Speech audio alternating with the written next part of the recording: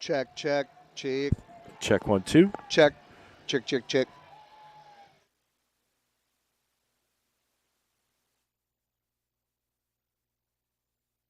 Check.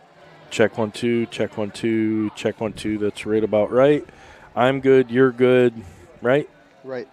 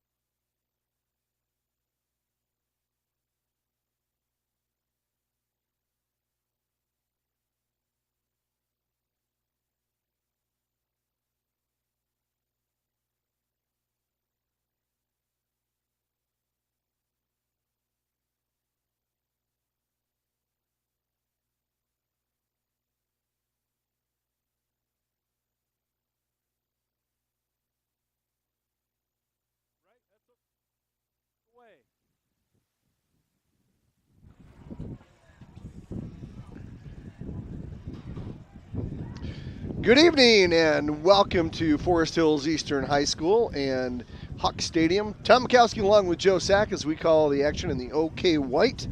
Great showdown tonight, Joe. Number 4 in Division 5, West Catholic, takes on number 7 in Division 4, Forest Hills Eastern. The battle for the conference supremacy. Both schools both teams coming at 3-0 on the season, and West Catholic's 4-2 overall. Forest Hills Eastern is 5-1 overall, and it's going to be a battle. Whoever comes out victorious tonight is going to have the inside track to the OK White Conference. Well, and who didn't have this game circled right at the beginning of the season, especially with the new conference alignment? I looked at this and I went, Coach Joe Schwander has really got this program together. They got some great athletes over here. They got a 5-1 record. Yeah. And, they get to play West Catholic tonight at home, right? Right. It's a big one. And, I see it as a very even matchup despite having a D4 opponent to West Catholic D5. Schedules are very, very close. And it's going to be a battle. It's going to be a battle, and everybody in the state's paying attention to this one. Well, West Catholic won 38-0 last week against Wayland. Yep. And Forest Hills Eastern was 34-28 victory over Spring Lake. And what's interesting, Joe, is looking at going into the game last week, West Catholic we had looked at common opponents between Wayland and West Catholic. Correct. And Wayland had just beaten Spring Lake by like 6 points. We beat Spring Lake by 3. Now I come in and we win 38-0. Nobody really saw that coming, and especially with a top backup running back and one of your top defenders in Colin Abram, who is out for the season now. So you lose him, and you think about those common opponents. You're thinking, gosh, this is going to be a really close game. Turns out to be 38-0. Now, fast forward to this week. Yeah. Forest Hills Eastern coming off their 6-point win against Spring Lake. And again, we've been about 3. Common opponent, you're thinking it's going to be a little bit tougher matchup. It should be pretty balanced. Is this going to be a replay of Wayland last week, or do we expect Forest Hills Eastern to be give us a little more of a battle this week than Wayland did? I mean, the real question is Spring Lake really the litmus test for the OK White? Yeah, I guess so, right? Yes. One-score games, we take a look and we go down and they did to the other opponent what they should have done to the other opponent, right? And some of these matchups are really tough in the OK White. It's scheming. It's, how well does your defense – defense has a ton to do with it this year. And, I don't know. As much research as I've done on it the last couple of days is, I see this as being a very, very even game. Yeah. Whoever executes the best, right, on both sides of the ball, and which is typical for football in general, right? Yeah. Whoever executes and doesn't make mistakes is probably going to come out on top tonight.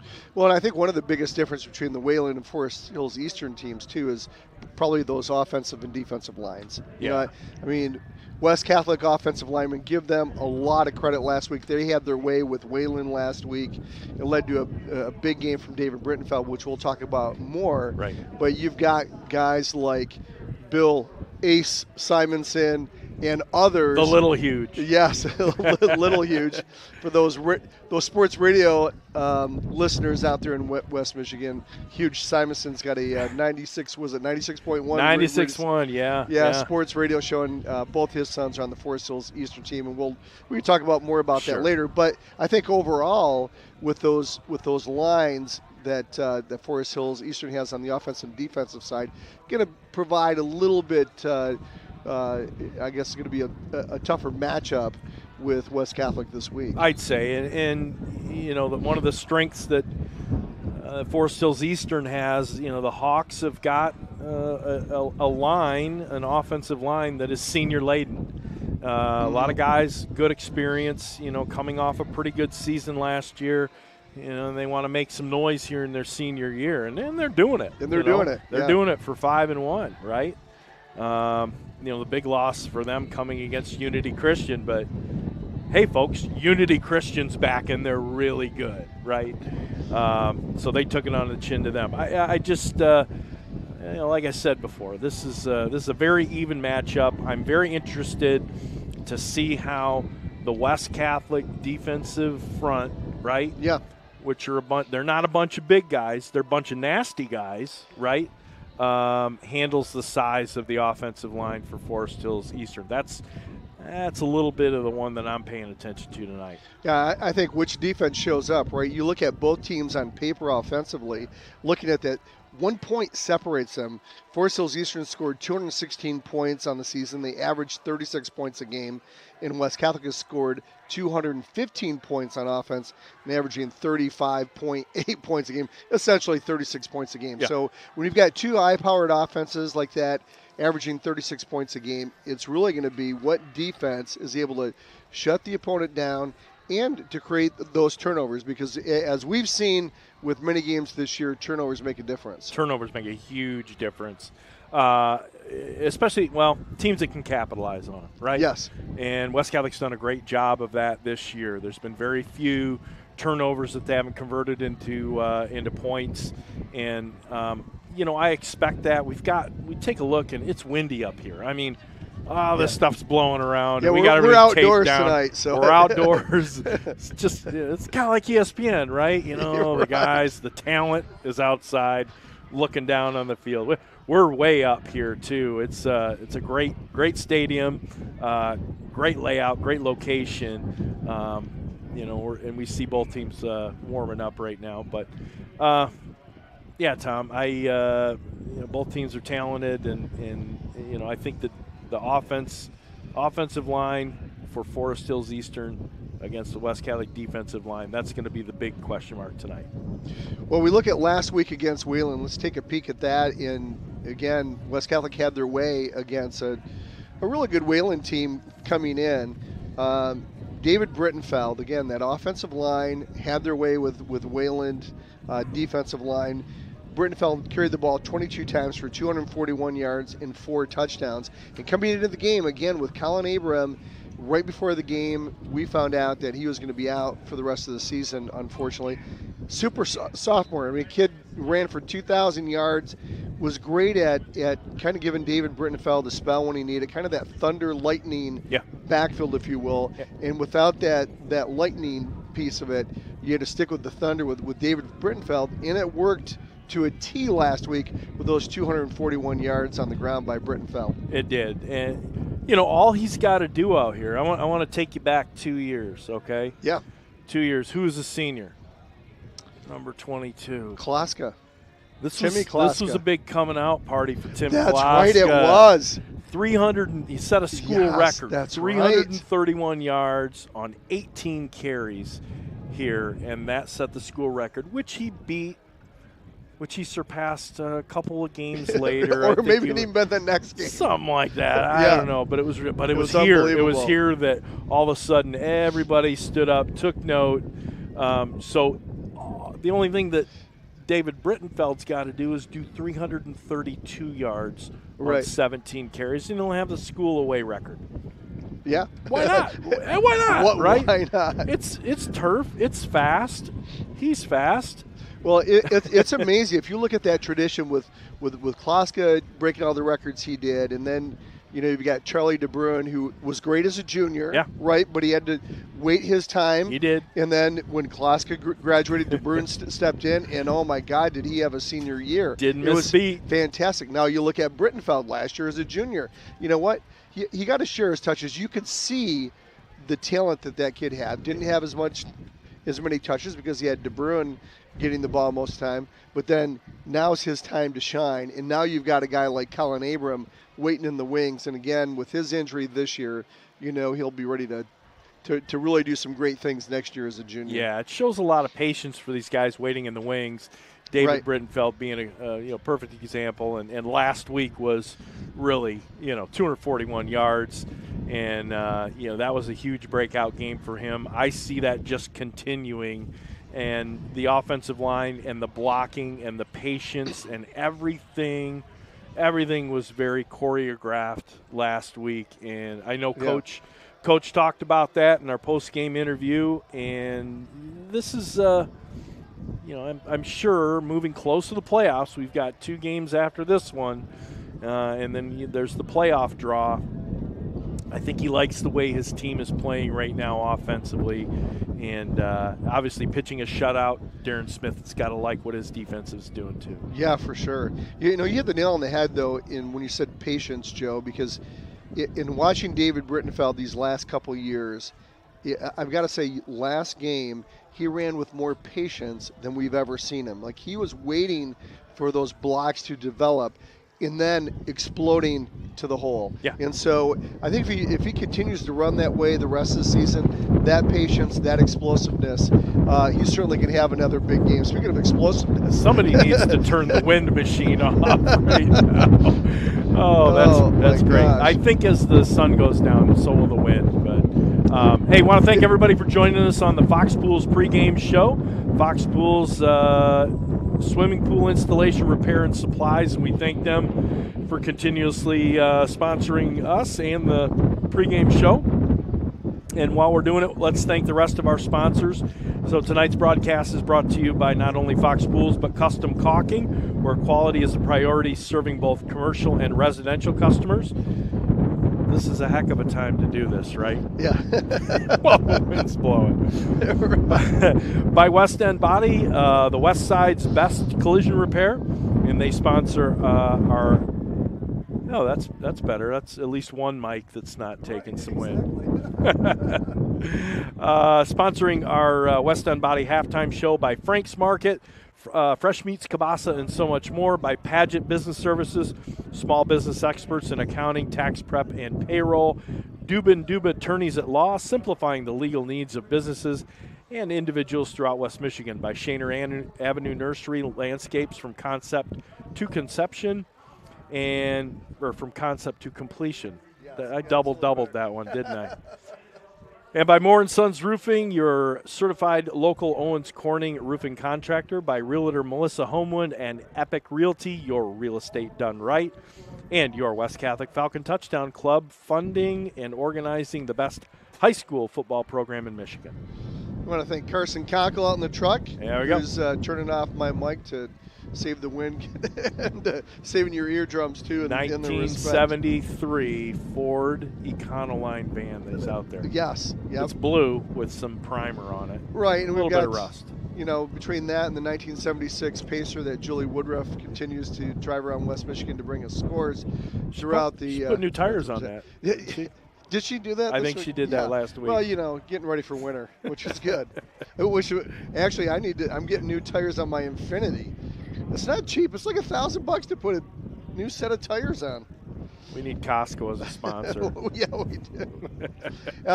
Looking at, again, just really quickly at last week, Grady Augustin was 6 for 10 for 86 yards. Had a touchdown and interception. Only 2 receivers that got positive yardage in the receiving end last week. Zagunis, 4 catches for 65 yards. Of course, he leads the way for West Catholic this year. And then Aaron Record, who had 1 catch for 21 yards. And that kid just continues to get it done on both sides of the ball. Defensively, we look at the defense. It was really kind of a linebacker show last week. It was. After some really good play by Aaron Record at the defensive back to kind of lead the team in tackles for quite a few weeks there, and the defensive line showing up. Really, it was the linebackers filling those holes against Wayland. Did a tremendous job. Colin Hunter had 10 tackles on the night. Jacob Dussault had 10 tackles. Yep. And then Chris Schaub led the way. Mr. Nasty out there. 14 tackles. Yeah. Leading the way. And that's what you would expect with a wing T offense. Yes. Like Wayland ran, and West Catholic handled them very well. And I loved that we were able to see a wing T before the last game of the season against Zeeland West, arguably the best in the area, certainly at running the wing T. Yeah, they were ranked number 1 in Division III. I don't know what they are now after their loss, but yeah, they're still up there. But they're still up there in a great team. Aaron Record, again, he had 7 tackles last night from his DB or spy position, as you like to call it. Yeah, he does lead the team in tackles this year with 62 tackles on the year, along with 1 interception. We've got about 8 minutes left on the clock, which is really interesting, Joe, because we just went back in time because I saw it at 7 something. I saw it at 6:20. Last time I looked over a couple minutes ago, and now it's 8:20. You look so much younger. You look a couple of minutes younger than you did a couple minutes ago. Thank you. Yeah, well, I just popped inside, put on a little makeup. That's what happened there. Take a look at him on the season. Aaron records 62 tackles. Yes. Unreal. As I just mentioned that, yes. So that that's really in terms of the West Catholic. I want to turn our focus to Forest Hills Eastern. Let's talk about them. Joe. No, I want to do this. I like going over the rankings. We're getting close to the playoff time. But then you're going to segue right into Forest Hills. I'll Eastern. segue right into those guys. Absolutely. Well, I look to see who's got rankings. Rankings are all over the place. Everybody's got an opinion. They're like belly buttons, right? Everybody's got one. Yes. Sports Illustrated, their high school, they do nationwide.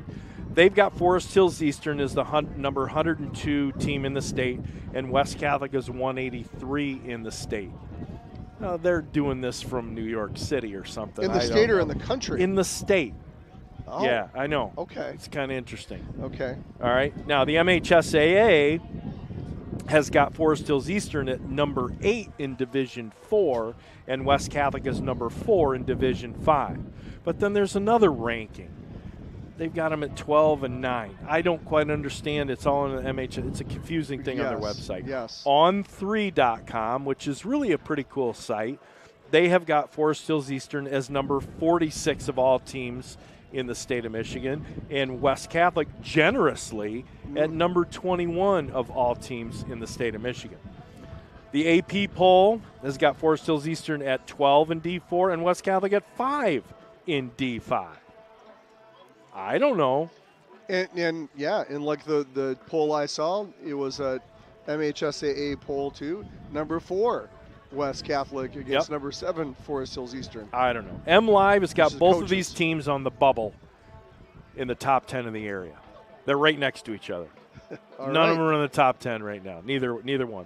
They're in the bubble list of about 4 teams. Well, a lot of good D1 teams out there this year, giving Rockford some havoc. That's right. They got 2 losses on the year. So strength of schedule, we were talking about this a little bit, right, Tom?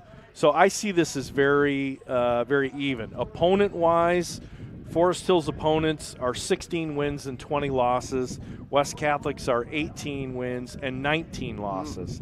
Now, Elder has played 1 extra game. Okay. All right, they've done an extra week. I see this as very even as far as win-loss of opponents. Okay, points for, points against.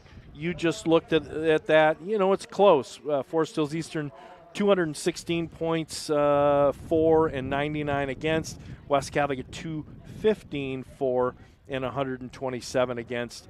I'll give the advantage to Forest Hills Eastern right now. A little bit on the defensive side. A little bit better on the defensive side. Who they've played, though, is 1 D6 team in Montague, which they took care of business there.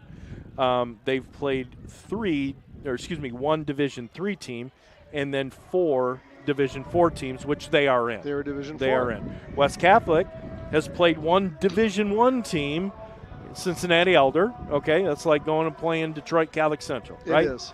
Played into a 1-score. 820 males at that school. I mean, and West Catholic has sounds like the Marine 250 Corps. guys. Yeah. West Catholic's played 1 Division III opponent and then 3 Division IV opponents. It's a lowly little Division V team playing up. I mean, up, right? Yes, yeah.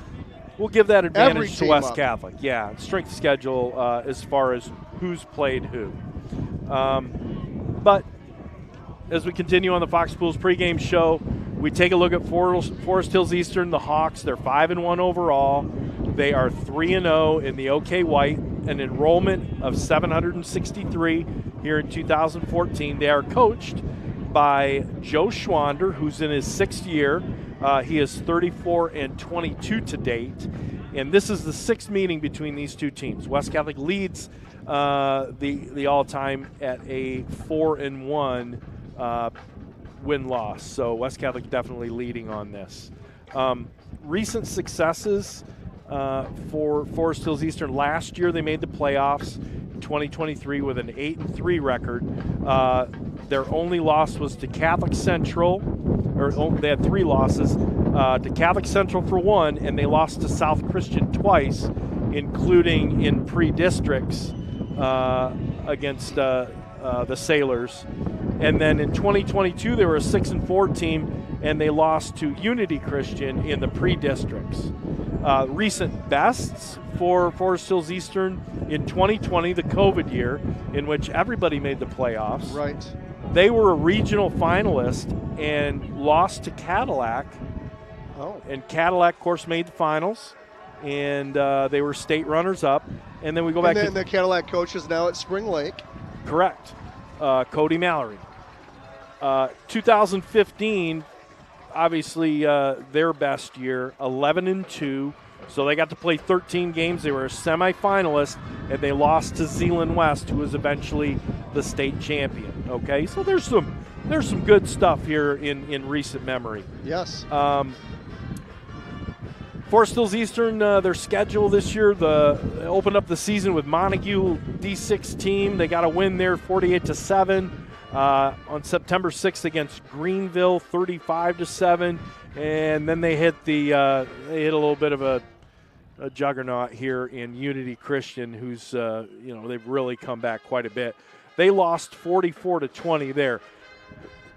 Did a great number on Grand Rapids Christian after their loss there, 51-8. Beat beat Grahams Christian Eagles. They had Hamilton, won that game 28-7, and then the tight one against Spring Lake last week, 34-28. How is Spring Lake a 1-5 team? Yeah, I keep saying this. Every week, Unbelievable. right? I mean, they lose by 6 points to Wayland. Yeah. They lose by 6 to Forest Hills Eastern. They lose to us by 3 in a game that they almost won at the very end. And even last week, Forest Hills Eastern, they won by 6, but it was a catch by Jackson Arnold with like a minute left to seal the deal.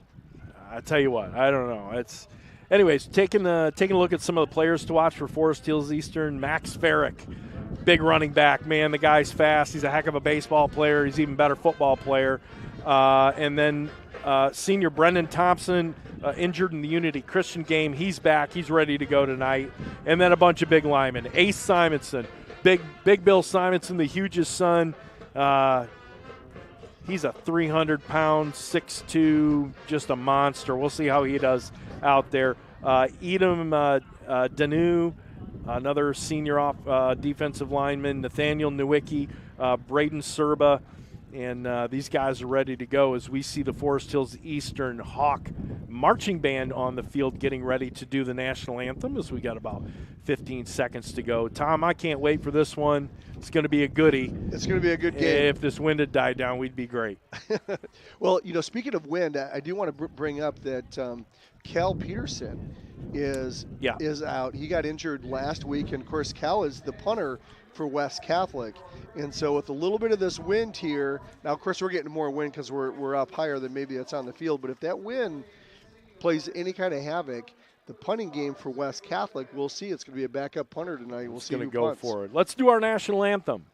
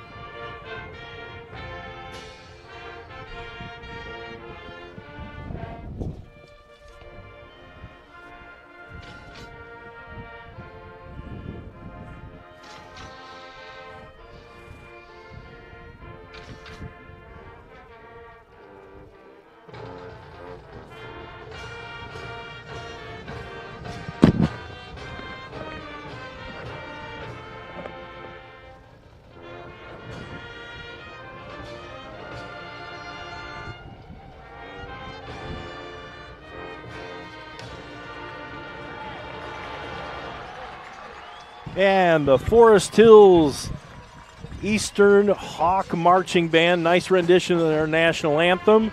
And I want to thank everyone for joining us on the Fox Pools pregame show. We're just a minute from kickoff here as, the band wants to stay on the field. They're in a nice Give them big their time. red letter E, yeah. They practice as much as the football team. Give them the time. Absolutely, we love the band. Yeah, so... keys to the game, Tom. Keys to the game, I think we talked a little bit about it in the pregame here. I really think it's going to be the defensive line of Forest Hills. I think they need to stop David Brittenfeld, and they need to control the running game of West Catholic. If West Catholic runs for over 150 yards tonight, I think West Catholic wins. I think so too, and teams have been able to run on the Hawks. Right. They've gone up and down the field on the Hawks, so might be a little bit of a bend, don't break type of a defense. We'll just see how Brittenfeld does. I see him having a great game tonight. I see Grady Augustin tossing that ball all over the field and West Catholic. How West Catholic responds to the offensive line of Forest Hills Eastern is going to be the big one for me, and how well the defense tackles. So looks like we're getting ready. The two teams are lined up. West Catholic has won the coin toss, and they're going to elect to kick and receive the ball in the second half of play. So here comes Landon Smith, and he kicks a short one to an empty spot in the field. Hard to handle. Oh, boy. That was very well placed, Tom. Very well placed. Well, that'll bring up Forest Hills Eastern, and the Hawks will have the ball here at about the 27-yard line to get started. The numbers are going to be a little bit tough, Joe, tonight. It's a kind of a pink out here. They've got their maroon numbers on the black jerseys. So pretty much an all-black uniform, that dark maroon numbers, pink socks, as they go left to right on your radio dial. Brendan Thompson's your quarterback. He's a senior. He'll be in shotgun formation. In motion goes number 20. He gets it on the snap. Got a lot of room to run out there, 35, 40, breaks a couple tackles, still on his feet, all the way up to the 47. That's number 20, Jackson Arnold. That kid caught it, the winning touchdown pass last week. He comes out looking really good on the first play. Yeah, a little jet sweep, picks up of almost 20 on the play, and it took about 4 tacklers. Finally, Chris Schaub was able to get him there on the far sideline, but a great start for the Forest Hills Eastern offense. Yeah, interesting play there, Joe, is that he went in motion and actually got that snap while he was in motion. Well, you got better eyes than me. And I don't even have new glasses. Well, that's a lot of set movement there. Yes. Eastern goes from left all the way to the right. Now Arnold will go in motion from right to left. Hand up over the left side. Nice movement there. About 4 yards on the play. That's number 25, Max Farrick, who also had a good game last week against Spring Lake. I don't think Max Farrick's had a bad game, period, in the last couple of years. They moved into West Catholic territory. West Catholic, new look on the uniforms tonight, Joe. They got the black helmets, the black pants, the white jerseys with the black numbers. It's a good-looking uniform tonight. It is a very good-looking uniform. WC in green on the helmets. Here goes Thompson. Fake. Now he's going to go deep. He's got a receiver there. And in and out of the hands, he was looking for his receiver there, Klaus Peters, the senior. Falls incomplete at the 7-yard line. Thompson's got an arm. Yeah, and Peters is a big guy to handle. They had him outnumbered. 5 guys just racing down the field, all doing posts. And West Catholic got caught out a little bit. Only had 1 man deep, and 2 of them were beat there. You know, that's that old one, you scratch into the dirt. Everybody go deep, I'll chuck it. That's right. 3rd down and 6 for the Hawks.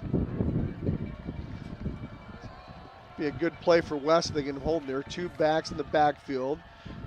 Hand up off the far side, trying to break contain, or the Hawks in coming in to finish off the tackle and knock him out of bounds is number 7, Connor Olszewski. Well, that's going to be short. Who's back in action, and he will fall short, but I think it's going to be close enough where they're going to go for it. I can't imagine that Eastern is going to kick when it's 4th down and 1 yard to go.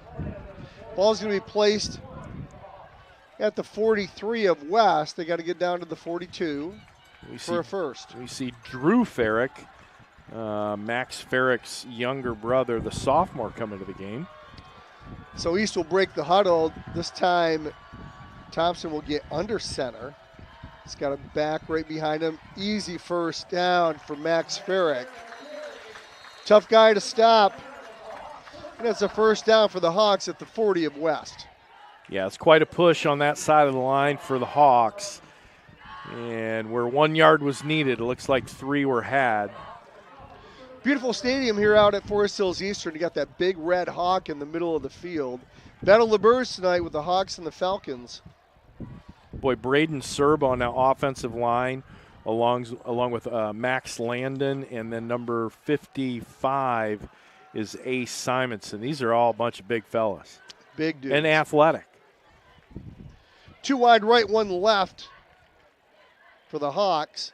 Hand up to Farrick again in the middle. He'll get hit right away, but keeps those legs driving, Joe. Just when he gets hit at the line of scrimmage, falls forward and gets 3 on the play. Yeah. Good push. He hits that hole really hard. And West Catholic did a nice job there, holding him to a gain of about 3. West Catholic linebacker is going to be busy again tonight. You got wholesale changes going on here offensively. We look at the West Catholic defense. Your linebacking crew of Colin Hunter, Jacob Dussault, Max Wildman, and Chris Schaub. Connor Olszewski back in there at defensive back. Tight formation for the Hawks. Hand up over the left side to Farrick again. He breaks the tackle. Now he fights for it. He lunges to the 30. He's going to be short by about a yard, be third and short again. Big hit by Record. He's tough to bring down. Yeah, he stood Farrick right up. He stopped him in his tracks, fell forward for an extra yard. Now it's going to be 3rd and 2. Ball is at the 31-yard line of West Catholic.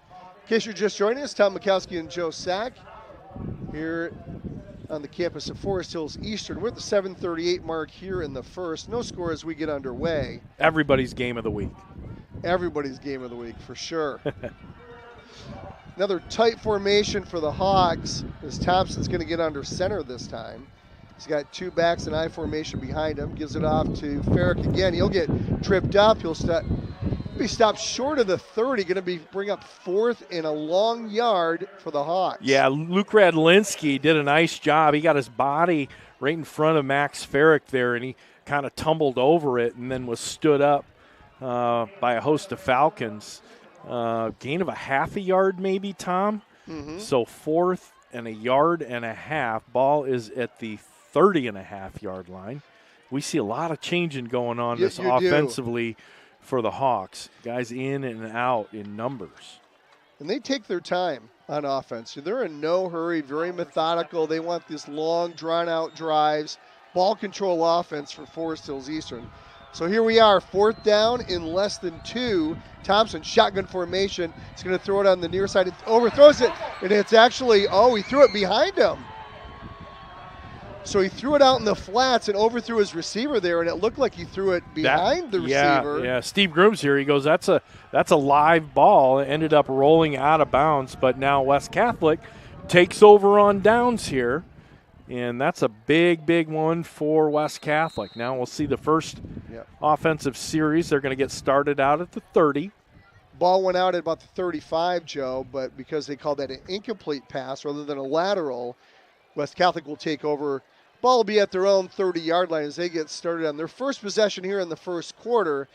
2 right, 2 left as they operate on the far hash. Here goes the hand up the middle. About a 3-yard pickup. That's Connor Olszewski. He's back from injury. Nice to see him back in the lineup. Sure is. Coming out of the slot there. Going to be a gain of about 3. Give us a text. Let us know you're out there listening. 616-262-9270. 616-262-9270 as Augustine goes shotgun formation. Hand off to Brittenfeld. He finds a seam. He's on his feet. He's got first down. He's over the 40 up to the 44-yard line. Nice run there by David Brittenfeld. Didn't look like he had much room, but he found a little seam. Yeah, and I think that was a design counter. I think he started off to his right-hand side, made a quick dart back, and found his hole back to the left. So first down for the Falcons. Falcons are running quick here. Pass out to Record in the flats, and he'll get thrown down. Boy, he had no time. There were 3 defenders out there and only 1 blocker. That was almost thrown behind him. He had to go up for that and immediately was met there by number 20. I think it was number 27. Number 37. I don't know. Steve Grooms might have that. But, loss of about 4 on the play. Augustine, shotgun. Olszewski in motion. Augustin's got time. Fakes it downfield. Now he gets rid of it in and out of the hands. Had Aaron Record there at the 48 and in and out of his hands. Falls incomplete. Going to bring up 3rd and about 14 now. They missed that, didn't they? Didn't they, Steve? We got Steve Grooms right next to us here out on the perch, and I think a flag was missed on that. We had an illegal man downfield. As we look at the offensive starters for West Catholic, Augustine, shotgun formation. Brittenfeld was off to the right. Now he'll shift over to the left. Max Wildman will go slot right. Here goes Augustine. Got plenty of time. Back to pass. Got a receiver there. Jack Zagunis at the 45, 40. Dips his way. He's down inside the 30, down to the 26. Nice little shifty move after the catch, Joe, to evade a tackler. And he's got a West Catholic first down as they get deep into Eastern Territory. Great delivery by Augustine, and Zagunis found himself a spot and just kind of sat down in there, took the ball, and some very nice moves to get extra yardage, probably gain an extra 8 on that, and yards after the catch. Ball's at the 27. Augustine will look over to the sideline, get the call. They're in hurry up. The big difference in the offenses, right? Eastern takes their time, very methodical. They huddle up. West Catholic wants to move quickly. Here goes jet sweep fake. Augustine's got it. He's got a seam. He's at the 25, 20, 15, 10, 5. Touchdown West! Grady Augustine from 27 yards out. Boy, he's been waiting for that big, long one, and he just got it designed. Nice fake carried out to Brittenfeld, and then off to the races went Grady Augustine. And I'll tell you what, 27 yards. He wasn't touched. Got to hand it to, I think it was Jack Zagun. No, it was Gabe Schwieters on that far side, set that block, and allowed him to get into the end zone. Longest run of the year for Augustine. He picks up a nice touchdown. Landon Smith with the extra point. It's up. It's good. 7-0 is your score here in the first. Again, thanks for joining us. Tom Mikowski along with Joe Sack. And we're going to have a good one for you tonight. Both offense looking good early. Boy, I'm going to tell you what. West moved the ball right down the field, and I think there's a little bit of a shock factor going on for Forest Hills Eastern. Their defensive coordinator didn't like that very much. You know, we said keys to the game is going to be what defense is going to show up tonight and stop the other offense. Both teams averaging 36 points a game, and you're seeing it tonight. Right. First custom caulking touchdown for Grady Augustine, 27 yards out. And speaking of custom caulking, they're the contractor's choice for quality waterproofing and crack sealing in West Michigan and beyond. Both residential and commercial custom caulking should be your only call. On-the-spot color blending and friendly service is what to expect from custom caulking, and the Norder family proudly supports West Catholic football and all Falcon athletic programs.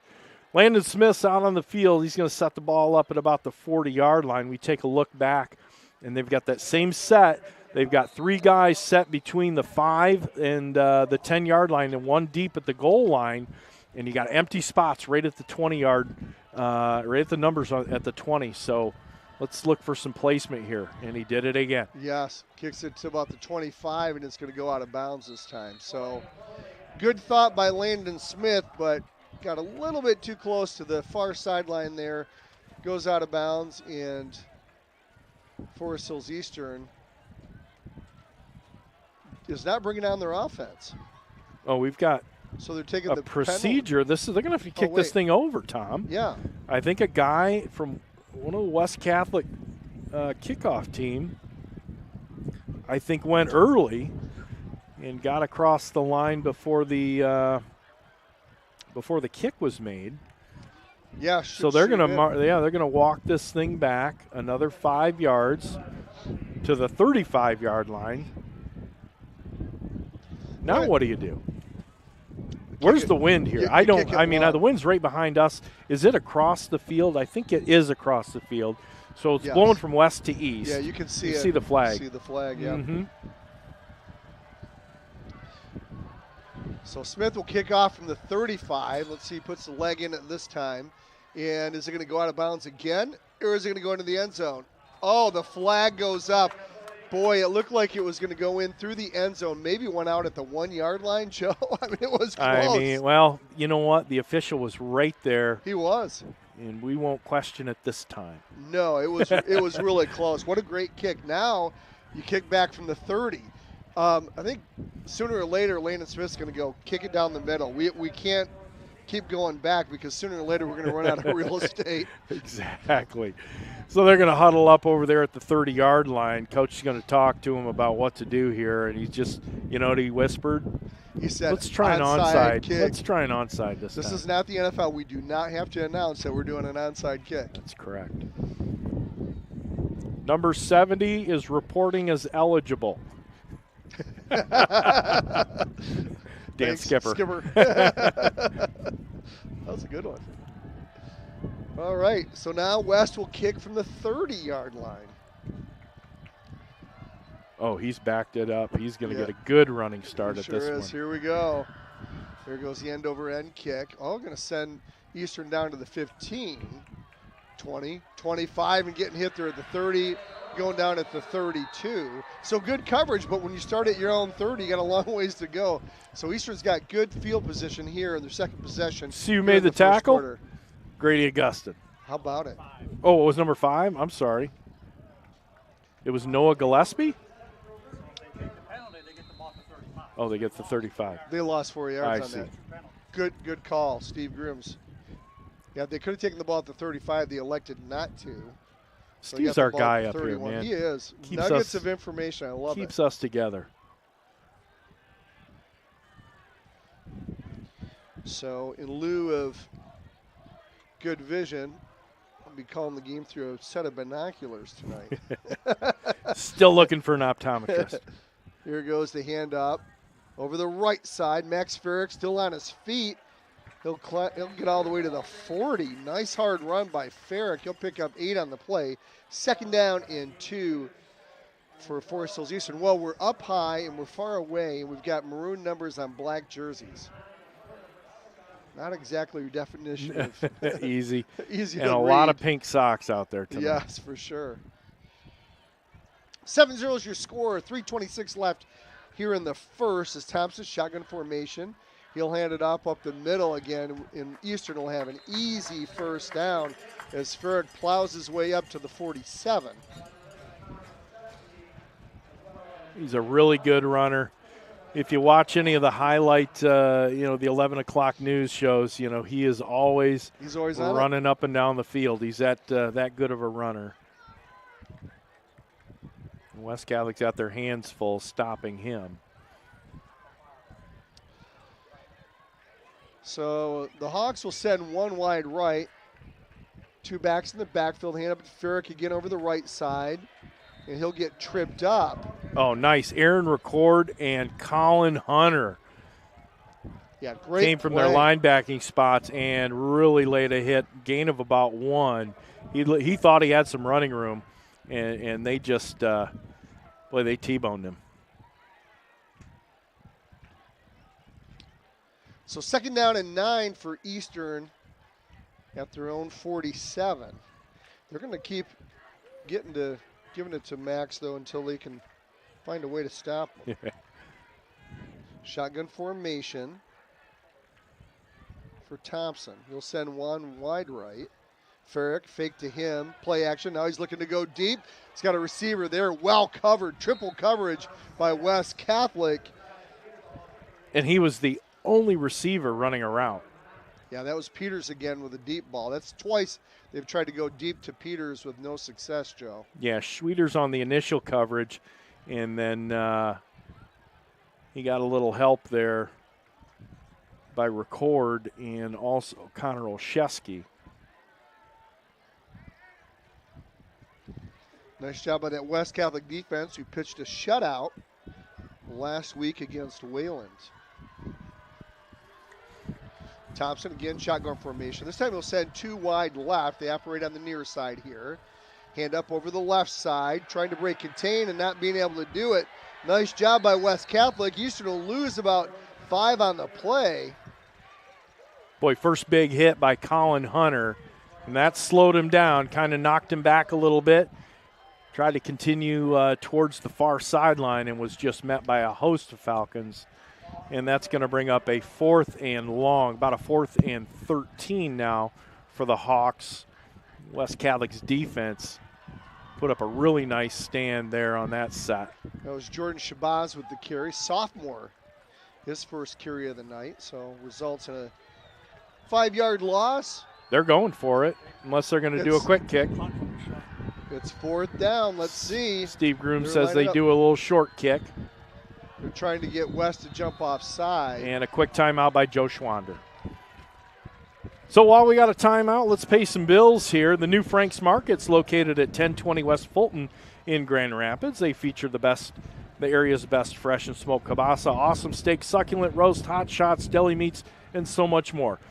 You can go and have Pulaski days week in and week out. Yeah, just stop on in. It was a good time last weekend. Stop in and experience the fantastic service and products the Sanizak family has delivered in Grand Rapids for decades. Since 1933, Frank's is the only choice. And Padgett Business Services, your small business experts for tax preparation, bookkeeping, and payroll. Don't have your tax prep and accounting be a coin toss. Leave it to Padgett Business Services to get it right. Falcon fans, visit Padgett online at pbsgr.com. That's pbsgr.com. Thanks to Mark Davey and his great staff. Padgett's located on Lake Michigan Drive right next to Mr. Berger. Both teams come out of the timeout. Tom? I was thinking about Frank's. On Sunday, I was up in Traverse City, went to Dockside Party Store, a store that my uncle used to own. I have a cousin that makes fresh beef jerky now. So if you're ever up in Traverse City, Dockside Party Store. And if you're not, if you're in Grand Rapids, go to Frank's.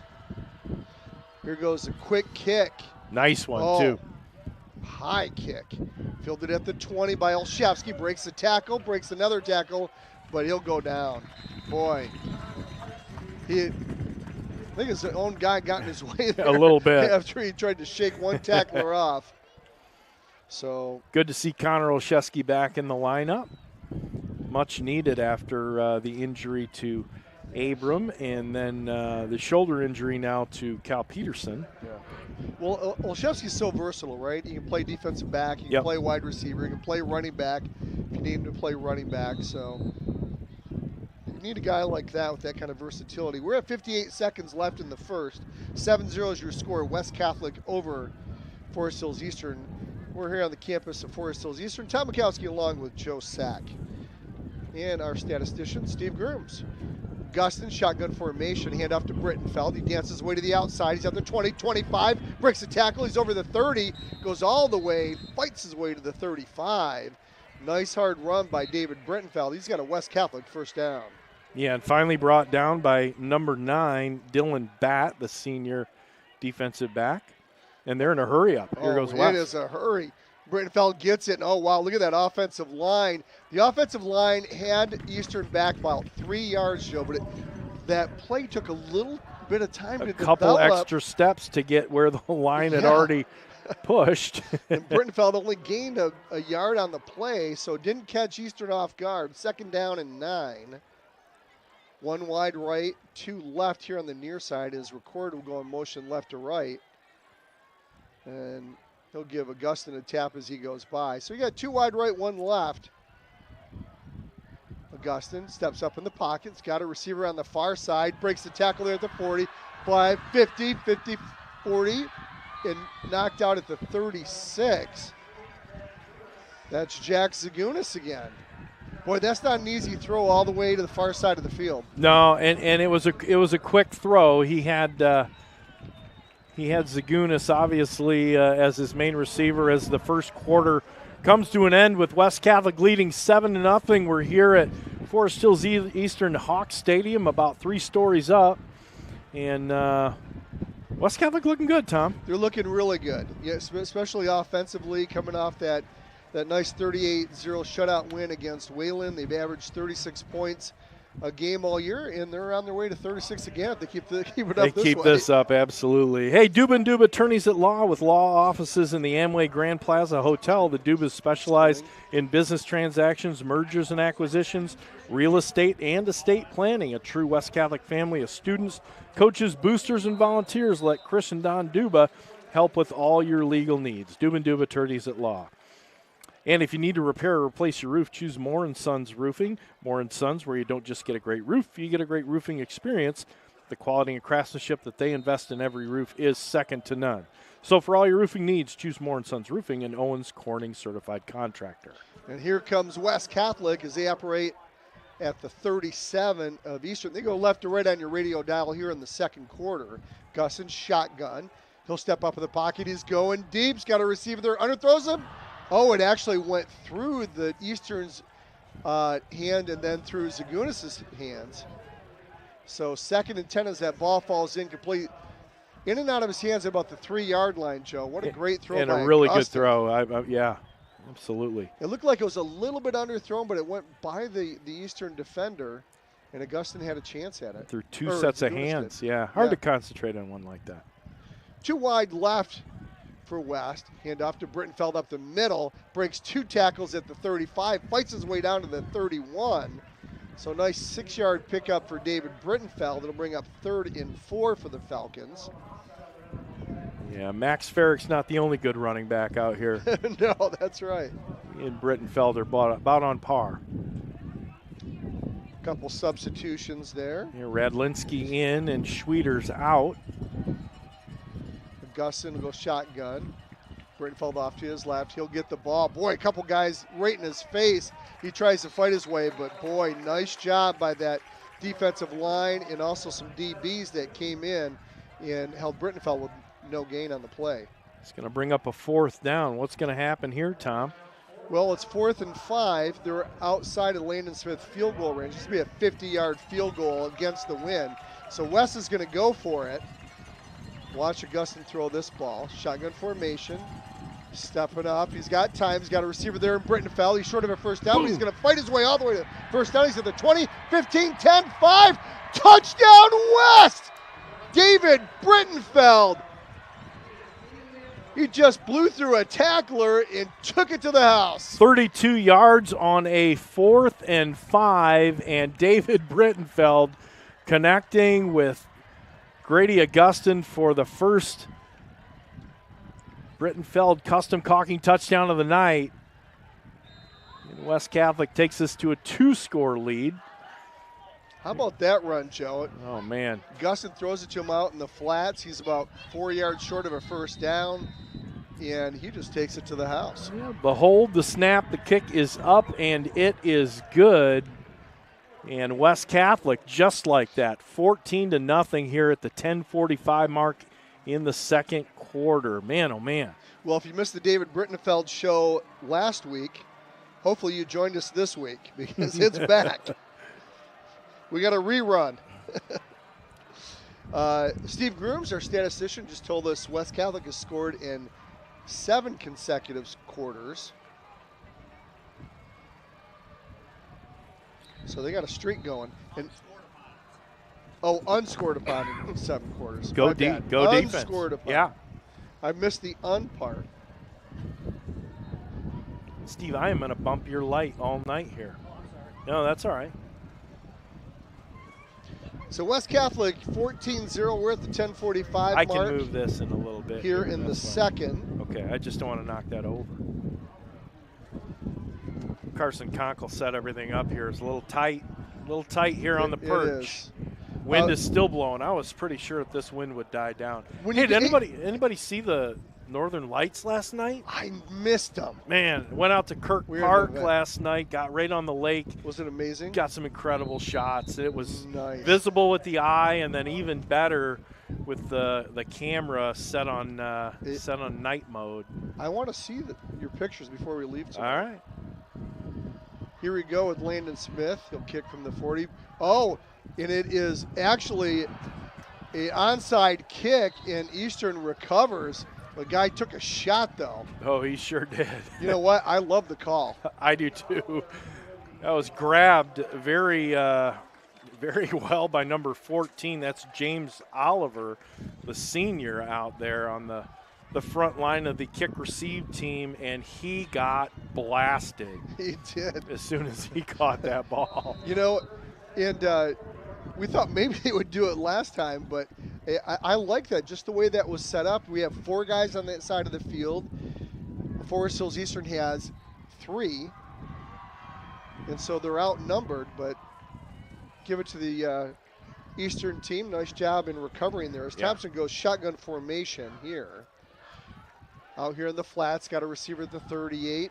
Shuffling, breaking some tackles. Wow, nice little movement out there in the flats to break a couple tackles. And the Hawks will get it out to the 46. That's Jackson Arnold. He's probably their best set of hands out there. So that's going to be a gain of about 6. And they need to get just across the 50 for a first down. Arnold will go wide right. 2 backs in the backfield with Thompson. Now he'll go in motion right to left. And Arnold will set up on the left side of the line. Hand up over the left side. And slipping and falling. There's a banana peel on the field. Ferrick tried to plant that heel. Yeah, and he just upended himself. Picked up a gain of a couple on the play. We could use more defense like that tonight. So 3rd down and 2 on after the short pickup. 9:31 left here until half. 14-0 West. This time Eastern will go 1 left, 1 right as they operate on the near hash. We're going right to left on your radio dial. Black uniforms, maroon numbers. Fake handoff, quarterback keeper over the right side, breaking a couple tackles well into West Catholic territory. All the way down to the 40 is Brendan Thompson. Nice pickup on the play. We got folks texting in here. This is a good one. I'm not exactly sure who this is from. Have to believe the Windmill Cookie Classic between South Christian and Unity might be the game of the week. yeah, you've got I like that. You got that right.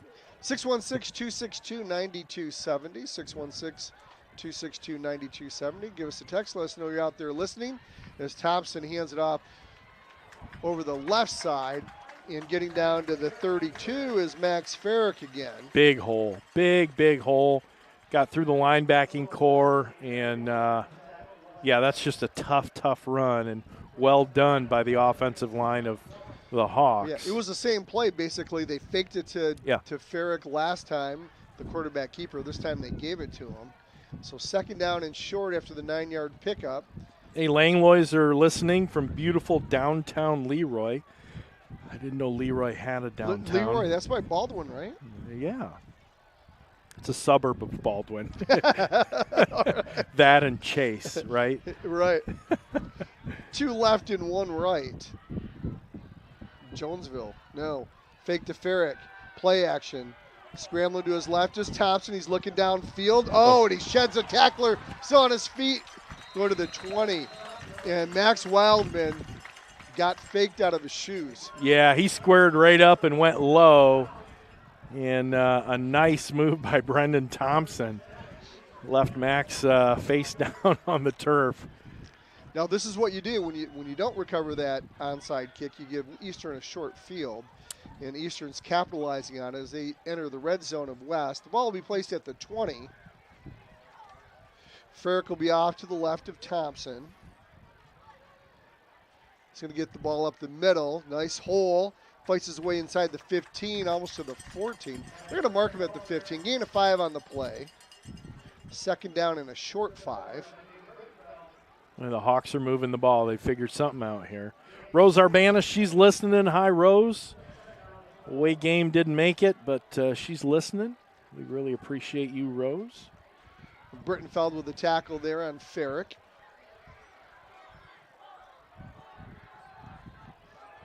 Ferrick will line up to the left of Thompson. Thompson gets it.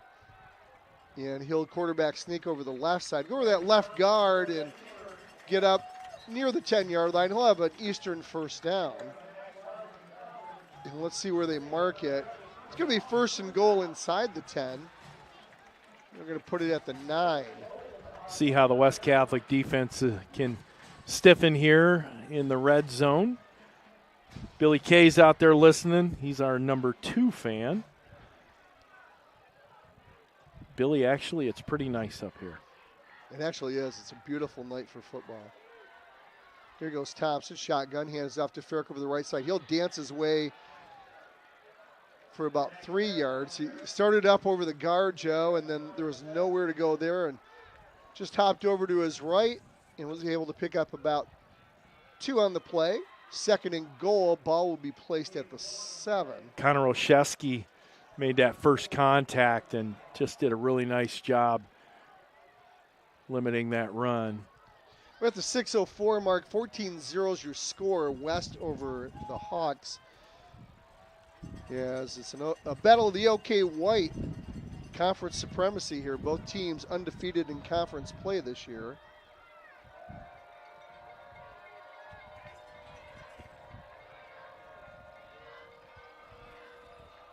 Thompson, Farrick over the right side. Max has got it, and he's got close to the end zone. Didn't quite get in, Joe. About to the 2-yard line.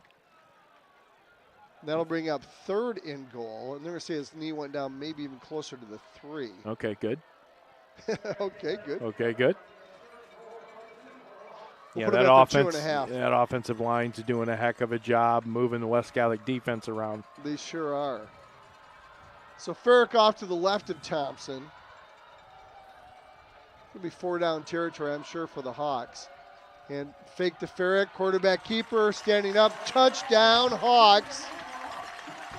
Brendan Thompson gets the Hawks on the board here at the 5:02 mark in the second quarter, and the Hawks are on the board. Nice. Really a very nice short field because of the onside attempt by West Catholic, but they went down pretty much 60 yards very methodically. And a good ground game is developing now for the Hawks.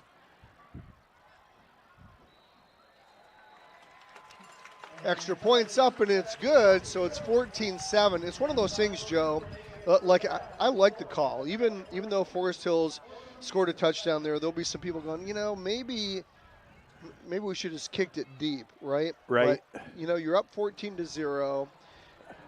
The way that Hawk team was positioned, you got to think we got at least a 50-50 shot, probably better of recovering an onside kick. Catch them sleeping. I think it was a great call. It just didn't work. Neat gutty call. Yeah, exactly. They had the numbers. Yeah. And I expect them to try things like that again. Hey, fall is the absolute perfect time to create the beautiful landscape you've been wanting outside your home. And Shaner Avenue Nursery is the team you need to make this project a reality. Kristen Perez, a proud West Catholic parent, will meet and design the look you want to make your home the envy of the neighborhood. Just contact Shaner Avenue Nursery and Kristen Perez at 616-293-7228 or check them out online at ShanerAvenueNursery.com. Now, this is a big possession. I think it is, because you have the 5:02 mark. Wes has got plenty of time for a long, sustained drive to, increase that lead back up to 14 points where it was just a few moments ago. Right. And it'll be a big opportunity for Eastern to shut West down here as West gets about the 15, gets tackled at the 21. That was Gutierrez. And he got plunged to the ground, and then he got pushed a second time after the tackle. Noah Bartley on the tackle for the Hawks. So West Catholic's going to come out with their offensive set with 4:57 to go until halftime. Ball's going to be at the 22-yard line. Join us at halftime for the West End Body Halftime Show. We'll give you some analysis and all the stats from the first half. Give us a shout-out if you're out there listening. 616-262-9270, 616-262-9270. West Catholic goes left to right on your radio dial here in the second.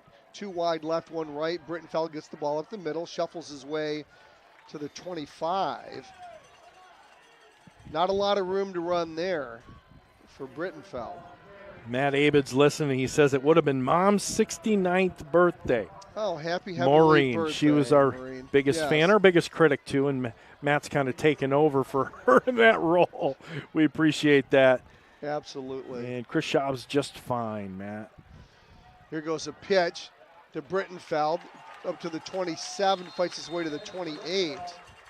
So going to bring up 3rd and about 5. Nice quick pitch to the right to Brittenfeld. Got a nice little pitch with Brittenfeld in motion there. Big 3rd down play. West needs to keep this going. We're at the 4:05 mark. Clock's ticking. Here goes Augustin. Max Wildman will shift over left. He'll go slot left. Here goes Augustin. And lots of movement by West. Oh, boy. You have a 3rd and short, and now you're into 3rd and 10. So things are not going right for West. Did you feel that little momentum shift? Just a touch, yeah. And can't shoot yourself in the foot here. No, you certainly can't. Not against a good Forest Hills Eastern team. No, not the way they're running the ball suddenly. So 3rd down and 9. Augustin, he's back to pass. He looks, and now he just throws it up. It's a jump ball. Coming back to it is Record. Oh, he caught it. Oh, they're saying no. Incomplete. Boy, that ball was up there like it was a punt, Joe. Yeah. I mean, he just threw it up for grabs. It was a nose-up pass. I think it came out of his hand a little bit weird. But, you know, to his credit, I think that Record stood there right on the edge of the sideline, kept his feet in bounds, reached and caught the ball, but I think he might have dragged himself out of bounds. Obviously, the official was right there to see it. And here comes West Catholic's punt unit. Well, that official had plenty of time, didn't he? Yeah, he did. I mean, that ball was up there as Augustin threw it on the far side of the field. Here goes a low punt and block kick. We talked about it in the pregame, Joe, with Cal Peterson out. And you got a new punter in there. And that was Landon Smith. Landon's the backup punter. And he did a couple last week, remember? When Cal Peterson got hurt. And we thought they were just trying it out. Didn't know that Cal had been hurt. But that ball hit him in the chest. Hit somebody in either the back of the chest, and now Forest Hills Eastern's got great field position. Ball's at the 17, maybe 18-yard line. Boy, we just felt that momentum shift, and it certainly has here. Max Ferris gets it over the right side. He's on his feet, down near the 10 and inside the 10. Going to pick up about 7 on the play for Farrick. They got plenty of time here, 3:15 to go until halftime.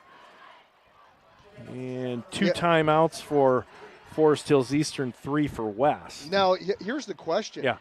With Forest Hills having that many timeouts, if you're West, you just take the 3 timeouts. Stall this thing right out so you can get the ball. Yeah, maybe you get the ball back with a minute left and have an opportunity to score. But so big gain of 7 on first down, brings up 2nd and 3. I certainly would do it if Eastern gets a first down here. Let's see what happens. Farrick's off to the left of Thompson, 2 wide right. Farrick gets the ball over the right side, dances his way. He's going to have a first down. He's down to the 5. So this is where clock management, we're at the 2:35 mark. They got a first down. The clock's going to stop as they move the chains. It'll be 1st and goal. But West is not calling a timeout. Does that surprise you, Joe? You know, I think they might figure that they're going to need them. Perhaps if they score. I don't know. So we're at the 2:15 mark. Ball's at the 6. Maybe he's waiting to see what happens on this first play. Yeah.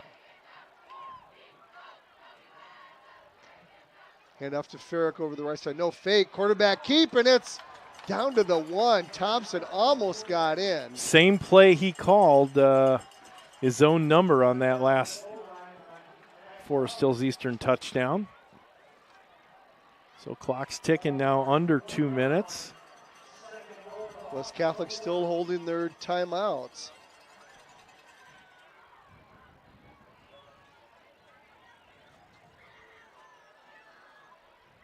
Down to 1:30. Eastern in no hurry, 2nd and goal. They're at like the 1-yard line. Thompson will get under center this time. Hand it off to Farrick over the left side, and he's in for a touchdown. In for a score. So at the 1:16 mark, Eastern looks to tie it. It's 14-13, pending the extra kick here. So Farrick run, and just like that,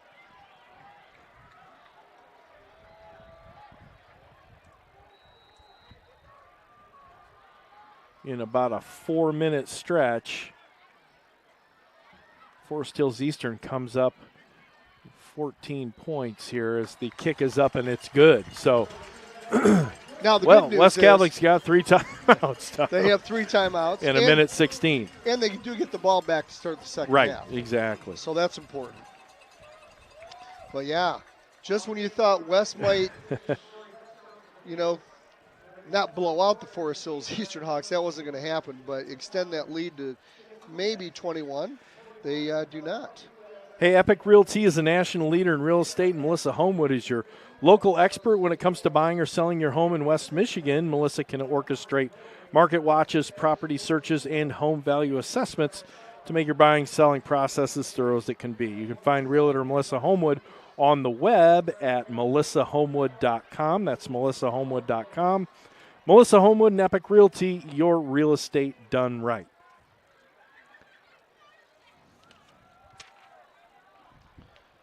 So let's see what West can do. I've got to imagine they're going to try to march it downfield with a minute 16 and 3 timeouts. Yeah. Here comes the kick. End over end kick. Going to be fielded by West at the 7, 10, 15, and 20. 25, still on his feet. That's Gutierrez. Gutierrez, he's quick. He is quick. And they're going to mark him out at the 29-yard line. So, decent field position. I see this ball going in the air quite a bit here, Tom. I do too. How about Schwieters Schwieters down the sideline there? You and I are on the same page. Big 60-yarder he had against Grand Rapids Christian. Here goes Augustin. He's out in the flats to Brittenfeld. He gets it, breaks the tackle. He's there at the 30, only 31-yard line. Nice defense by Eastern. We're at the 102, 1. They're going to line 59, up really quick here. 57. Here goes West. Augustin's got time. Try to go to Zagunis, and he throws it off to the side of him. He had him at the 45-yard line, but off target, wide for Zagunis. Yeah, and right in that passing lane was Connor Helminski, the sophomore defensive back, and he might have had to throw it just away from him. But it stops the clock at 48 seconds. So Augustin shotgun. Fake handoff, play action to Brittenfeld. He's under pressure, and they'll go down at the 25, and then there's a flag on the play. Boy, this might be a hold on the play. We're at 40 seconds left till half. It's either a hold or hands to the face. It's a hold on West. So things have gone from bad to worse. Bad to worse, yeah. 40 seconds to go until halftime. I've got to imagine Eastern's going to decline They would decline that and just set up a fourth down, I believe. Yeah, 4th and 8 rather than give. And we got a timeout called by Joe Schwander and the Hawks. And Fox Pools is located on Alpine Avenue between 7 and 8 Mile Road. Fox Pools is West Michigan's best source for both in-ground and above-ground pools, featuring a full-service showroom with chemical supplies and accessories, and they offer annual closing and opening services as well as repairs and installation. Fox Pools does it right. And since 1965, West End Body has been serving Grand Rapids when those days happen, and they do happen. So if you've had a mishap with your vehicle, call Gavin and get everything fixed up. They work with all insurance companies. West End Body is your single source for collision repair. West End Body, located at 1693 Leonard Northwest. And it looks like they are going to decline the penalty. Yep, decline the penalty, and it's now going to be 4th and it looks like 14. And here's Landon Smith to punt the ball. High snap. Here goes the kick. Up high, short kick. Going to hit at the 48. Going to take a West Catholic bounce, but not much of one. They'll follow the rest at the 44 of Forest Hills Eastern. So they'll have the ball in good field position. Ball's at the 27. I've got to think they're going to It's going to be the Max Farrick show, I think. I don't think they're going to kneel on it. I think they're going to No, they're not going to kneel on this. They're going to try to put a lead up. They've got a couple timeouts left. Or no, a timeout left.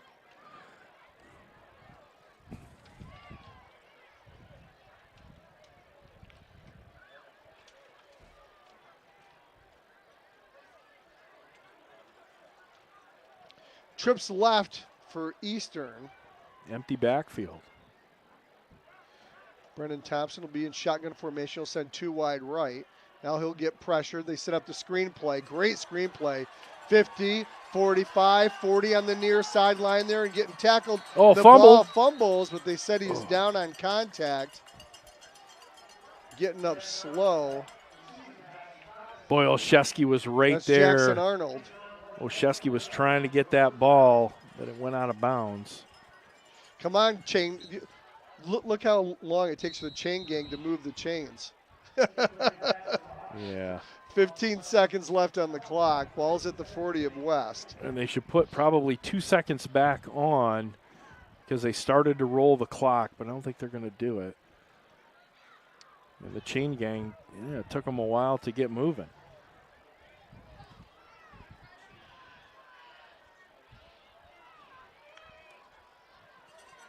Some molasses over there on the far sidelines. 2 wide right for Thompson. He goes in shotgun. He rolls right. He's looking downfield. He's got a receiver there wide open at the 23 to the 20. 15, 10, 5. Touchdown Eastern. 40-yard touchdown pass on the far side of the field. And this game is turned upside down. Yeah, there's a flag down. It looks like it's going to come after the play, right at the 11. I did not see who caught the ball.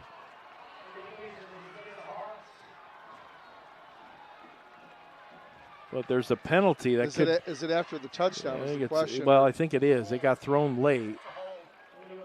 Steve Groom says it's a hold.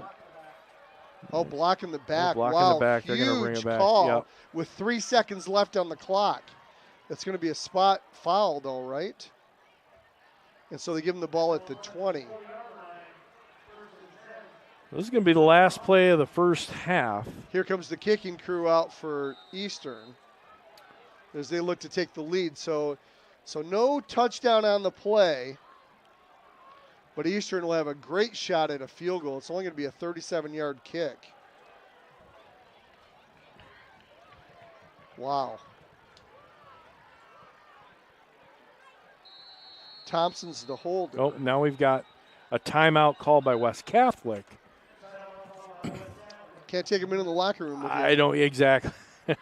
Not exactly an ice. I don't know if Coach liked the way everything is set in a hurry there, but man, oh man. Big momentum shift. Huge. Oh.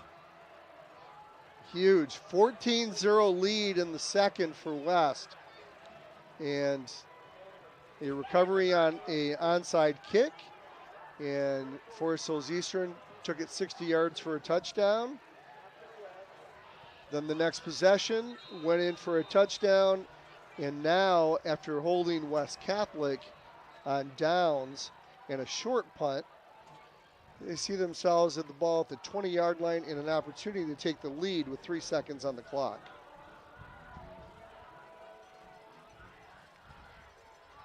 Well, we certainly know Charlie Sawat has a leg for here, that's for sure.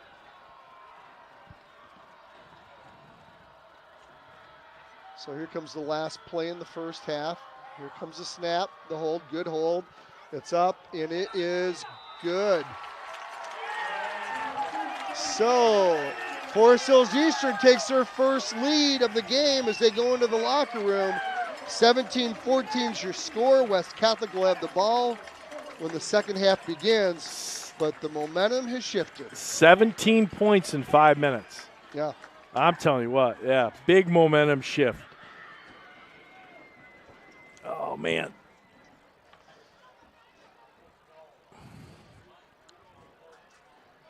Well, welcome to the halftime show. Tom Mikowski along with Joe Sack. We're backstage.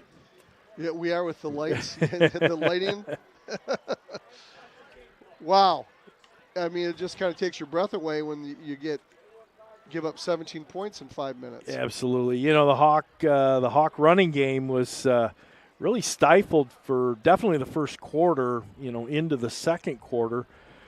West Catholic coming out and putting a 14-0 lead and looking very good, but then the Hawks on their offensive sets being down by 2 scores and started looking really good, figured some things out, got some blocks going for him, and Max Farrick did exactly what he does, and that running game looked really good in the second quarter here until halftime. And in the last 5 minutes specifically, I mean, their first touchdown was 5:02 to go to halftime, and they put up 17 points in those 5 minutes, albeit a mistake on West Catholic's part on that punt. That rollout punt was hit kind of just a little bit crazy, hit somebody in the back, giving them great field position. And, West Catholic with a minute, a minute 30 some odd to go, couldn't convert. About a minute 16 or so. Minute 16, yeah. And Forest Hills Eastern, boy, they did their thing, put up a field goal right at the end, the last play of the first half, and here we are at 17-14.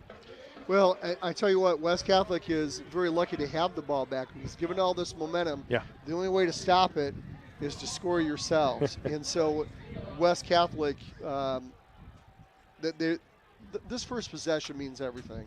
Oh, yeah. Even though you got a whole second half to go, but you've got to come out, you got to establish that run game again for West, and you've got to score on that first possession because the momentum, you got to shift that momentum. That's all Eastern at the moment. Let's take a look at the first half stats from our statistician Steve Grooms as the Forest Hills Eastern band comes out on the field. Yeah. So West Catholic rushing the ball tonight. They've got 63 yards on 10 attempts. Not too bad. 6.3 is their average. Grady Augustin, 2 carries for 21 yards and a nice touchdown there. 7 carries for David Brittenfeld for 39 yards. And Connor Olszewski had 1 carry for 3 yards. Through the air, Grady Augustin connected 5 times on 9 attempts for 91 yards and a score, and that score went to David Brittenfeld. He's got 2 catches for 31 yards, and, of course, that score.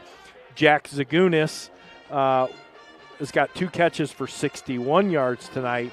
Aaron McCord's got 1 grab, and that was for negative yards right there. So through the air, again, 5 of 9 for 91 yards and a touchdown. West Catholic with 6 first downs and 154 yards of offensive effort on their part. Going over to Forest Hills Eastern, rushing-wise, Max Farrick, again, he does what he does. 17 carries, 92 yards, and 1 touchdown. Brendan Thompson called his own number 5 times for 35 yards and a score. Jordan Shabazz, 2 carries for negative 2 yards. And that gives them their rushing total of 125 yards on 24 attempts, averaging just a little over 5 yards. Through the air, Brendan Thompson's 3 of 7 for 42 yards. And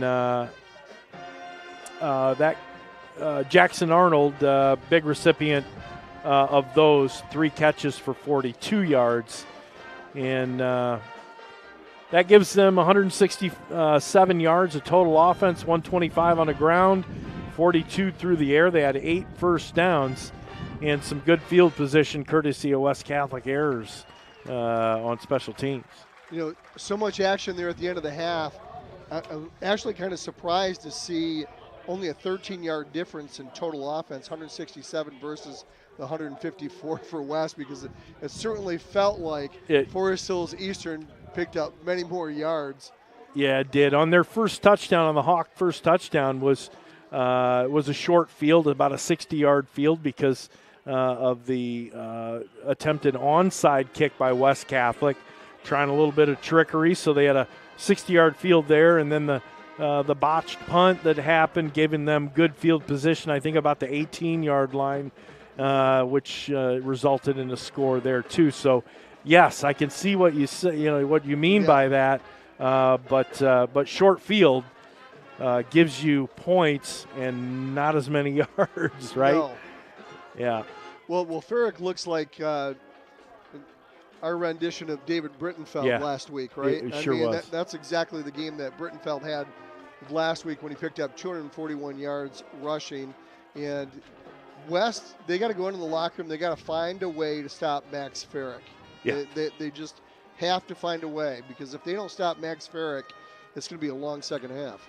It sure is. And not only Max Farrick, but boy, I'm going to tell you right now that the Hawk offensive line is winning the battle of the trenches against West Catholic's defensive front.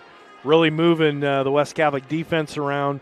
You know, I got a feeling that they're going to have to sell. They're going to have to get some other bodies up on the line, which may open up, you know, some passing opportunities for the Hawks. But you're going to have to do something here if you're West Catholic, because Max Farrick and that offensive line of the Hawks is you know, they're doing business right now. They sure are.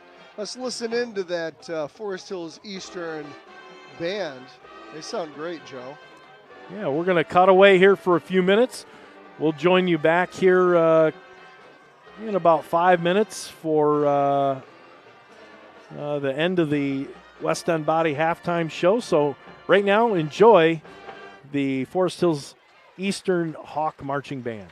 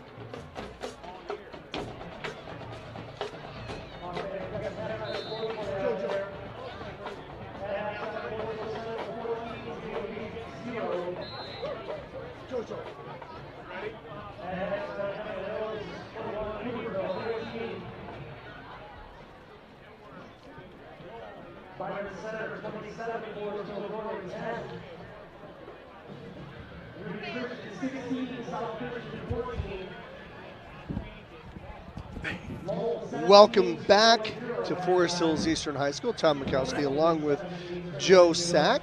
And, just momentum. Momentum. We just found out that Chris Schaub hurt his collarbone, and so he'll be out for the game. It's our middle linebacker. And could be for the entire season. And he's like a coach on the field. He is. And so with Chris Schaub, a starting linebacker, out, we've got Colin Abram, who's been out, who's a starting linebacker. You've got Dom Fisher, starting defensive back, who's out. And, of course, Cal Peterson, your starting punter and backup quarterback, who is out. So you're missing 4 key guys. Defensively. Yes, for West. Special punter. Teams. Oh, yes. Man, punter. Yeah. Jeez. Yeah, so what's West Catholic do? Next guy up, right? What else can you do, right? You put your best foot forward and hope you can stop this this momentum that the Hawks have suddenly got. Well, you saw there David Brittenfeld on the field there, and so he's going to have to come in and play a little bit both ways. I think so.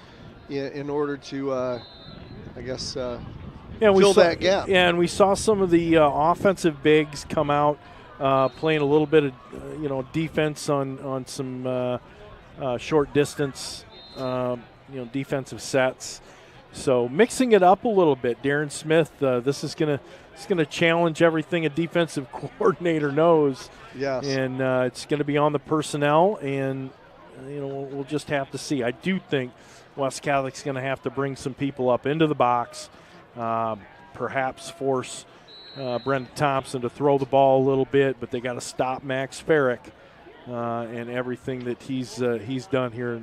Really in the second quarter, primarily, he's done a really nice job. We do not want that. Momentum to continue here for the Hawks. Well, it'll be really interesting because one thing West has done is played really well against the deep pass. They tried to go twice to K.S. Peters, the senior wide receiver, and both times well covered by West Catholic. So they haven't given up that deep ball. But if they cheat up into the line, look for Forest Hills Eastern to try to exploit that again here in the second half. Yeah, and I really like our defensive our backfield there with Gutierrez and Record. I feel good about them defending a pass ball, tonight. Right. So let's see what Darren Smith, defensive coordinator for the Falcons, pulls out here in the second half. They've just added a couple of minutes to the clock for the teams. Why don't they just we just went back in time again. Why don't they just make halftime, a 17-minute deal or whatever? Oh, right, because every week it goes down to 30 seconds, and then they put a couple minutes back on. A couple minutes back on, it's get like, everybody we don't set. need to play this game. Yeah. So here, I want to thank everyone for joining us here on the West End Body Halftime Show. Steve Grooms and his stats, Tom and I with our analysis, and you all for listening. We appreciate that. West Catholic's really got to put together a little bit of momentum. They got to seize that back from the Hawks, and luckily they'll be receiving the second half kick and get that offense back out on the field with some changes and start moving the ball again, Tom. Yeah. That's exactly what they need to do. And Forest Hills Eastern, give them a lot of credit. We talked about it in the pregame, too. Just a senior-laden team with that offensive line. You've got Brendan Thompson at quarterback, who's a senior. He's been around. Max Farrick has been around. He's a senior. Jackson Arnold, he's a senior. So, all these skilled players that have been around this program, and just because they're down 14-0, there was no fear in these guys. No. They know what their potential is. They average 36 points a game. They know they can move the ball. And, you look at the scoreboard, they put up 17.5, and they're right on their way to scoring 36. Let's, and mistake-free football isn't exactly what West Catholic played here in the first, albeit special teams, kind of a weird punt. Trying a little bit of magic with an onside kick. Very timely, just not executed, giving a short field to Forest Hills Eastern. So, and that will get you down a little bit in a score and then 2 scores like that. That'll have you chasing your tail a little bit. Be a good thing, nice long drive, and I think West Catholic, seeing how that Forest Hills Eastern is running the ball, I think we're going to see a lot of David Brittenfeld, and I think we're going to see a lot of clock management. Use that clock, shorten the game, make sure make sure everything goes your way at this point. And I wouldn't be surprised to see Aaron record with a couple jet sweeps. We saw it last week against Wayland. We could see that again. Very successful at that. Yeah, overall, a fairly mistake-free first half. I mean, really no turnovers except for that block punt on 4th down. In terms of penalties, I'm not sure. Maybe Steve Grims could take a look at what the total penalty count was on both sides of the ball, but not a lot of penalties either.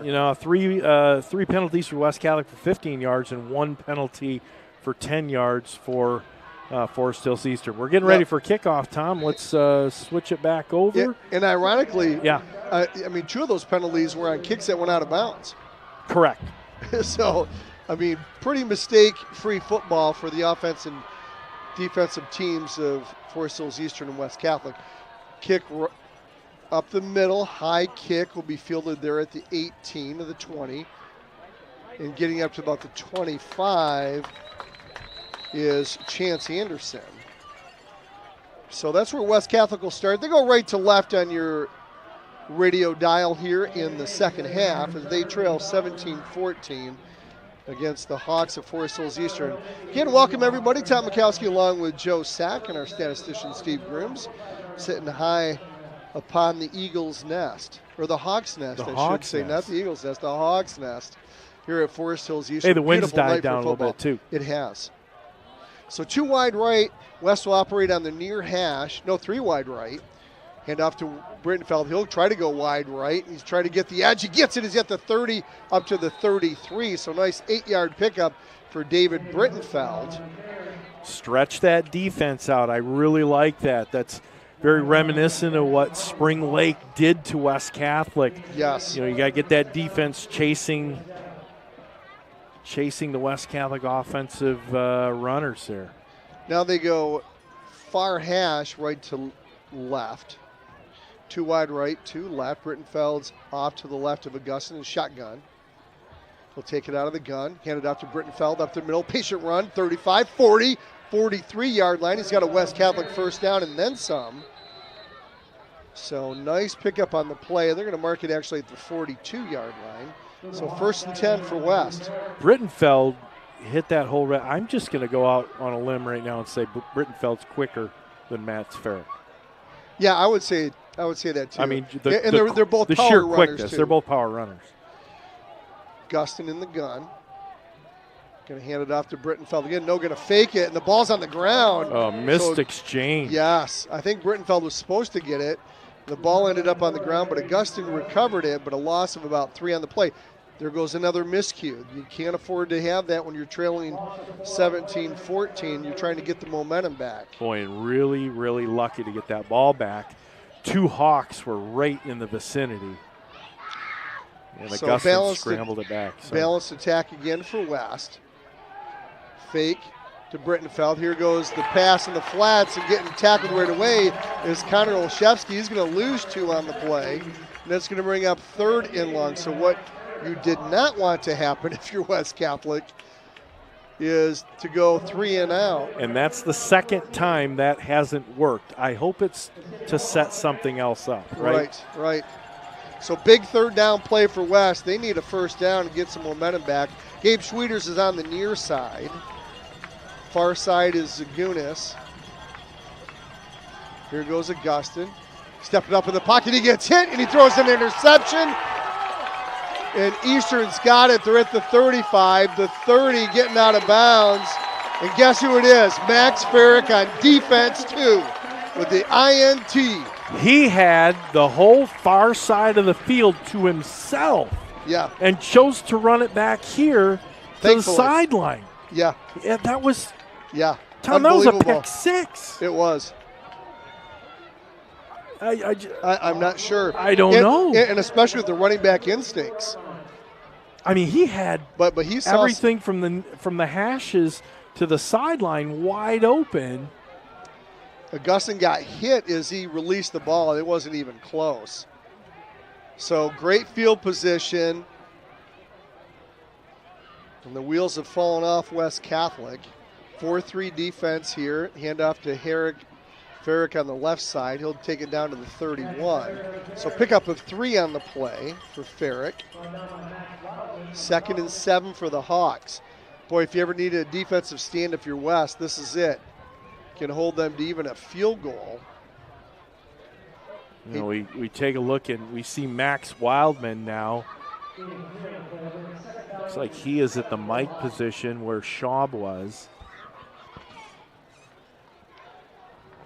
In case you missed our halftime show, Chris Schaub is out, starting linebacker for West. Empty backfield for Thompson. 2 wide right. Now shifting is Herrick. Herrick will go back into the backfield, so 1 left and 1 right. Here goes the handoff to Herrick. Herrick will get it, and he will fight his way to the 30. We'll call this the 27. Maybe the 28. Let's see where they mark it. Yeah, a little counter play there. The 28. Brought down by Wildman, Radlinski, among others.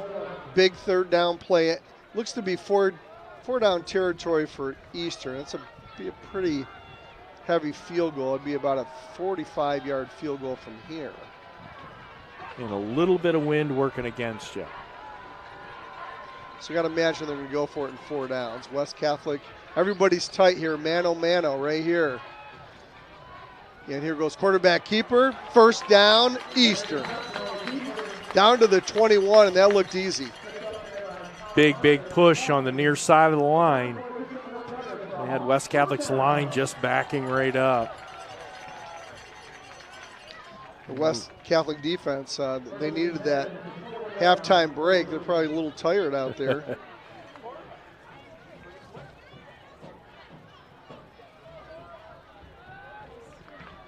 So if you're just joining us, 17-14, Forest Hills Eastern, 7:30 in the 3rd quarter. West Catholic jumped out to a 14-0 lead early. Max Ferricks over the left side, student body left.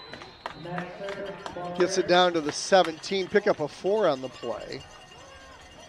Boy, he had a lot of lead blockers there, Joe. You know, those guards pulling are very effective.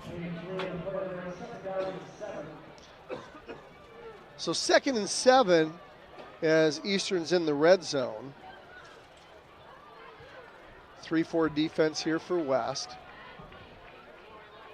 And you got all these D-backs that are deep. Looks like fake handoff, and Thompson's going to keep it to go over the right side. Maybe a pick up a 1 on the play. Nice job by West there. That's going to bring up a 3rd and long now, 3rd and about 7. Colin Hunter in on the tackle.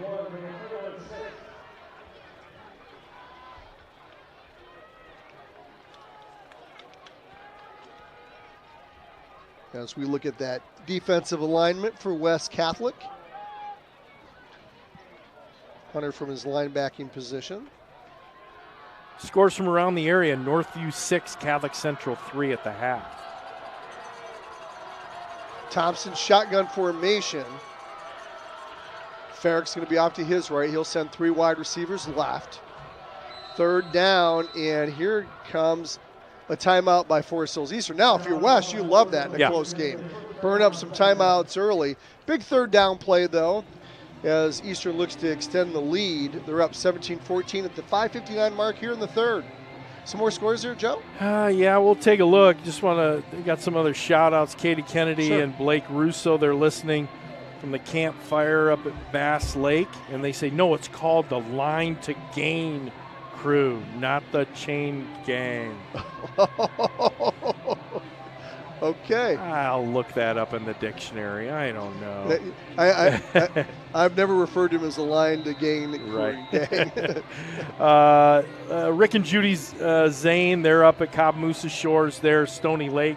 They're listening. Really appreciate you guys. Shout out from Shane in Carson City, says, go 77 Dakota Myron. Uncle Shane, appreciate you. as both teams make their way on the field after the Eastern timeout. So big third down play, 3rd down and 6 for the Hawks.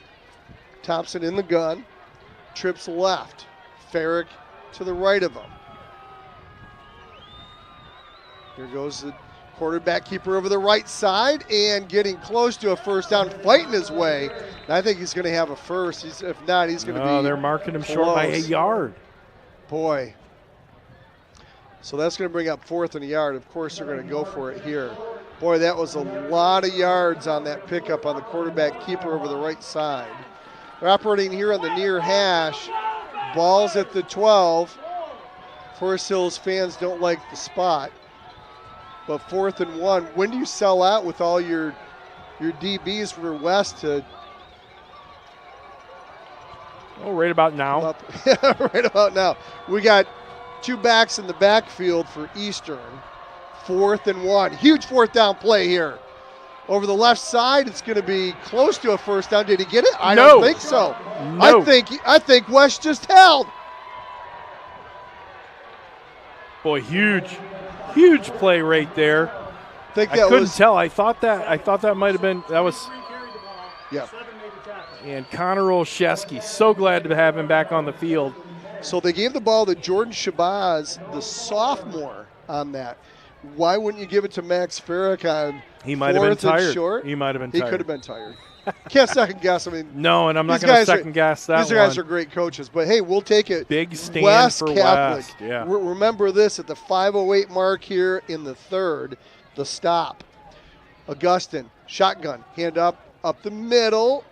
Maybe a pickup of 1 on the play. Nice job by that interior line of Forest Hills Eastern. Brittenfeld didn't have anywhere to go.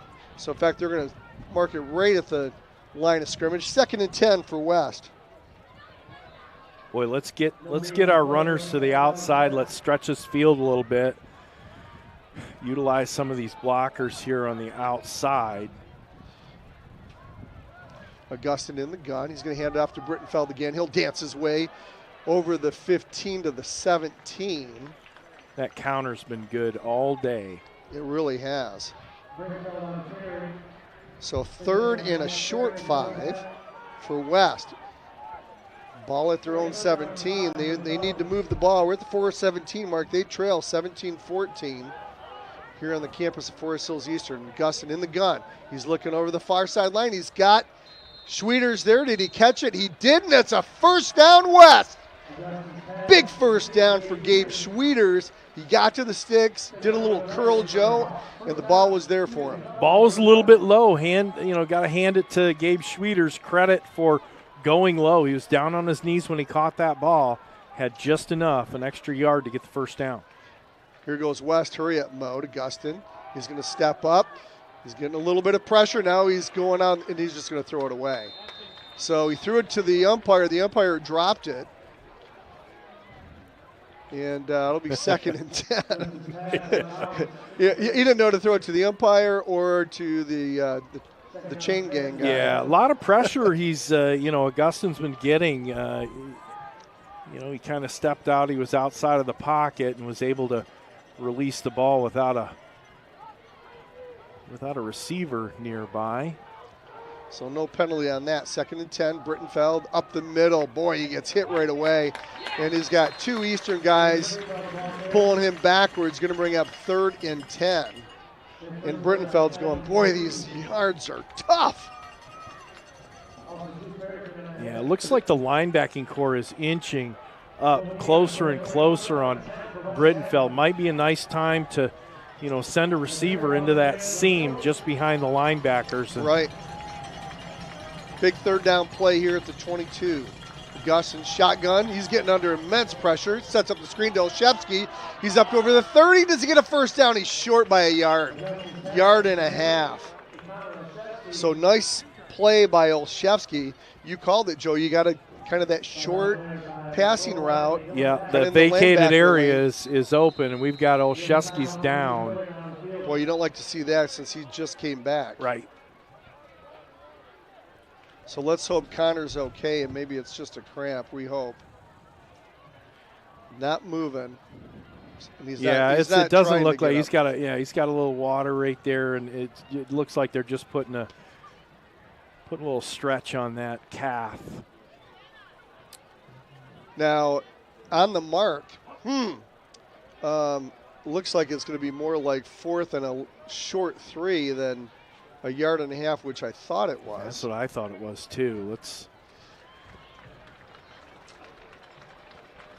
Where's the official with the mark? I don't see. They have not placed the ball yet. They have not placed the ball. So it's going to be 2. 4th and 2. Now, if you're West is lined up like they're going to go for it. This is a huge play. Yeah. Huge play for West.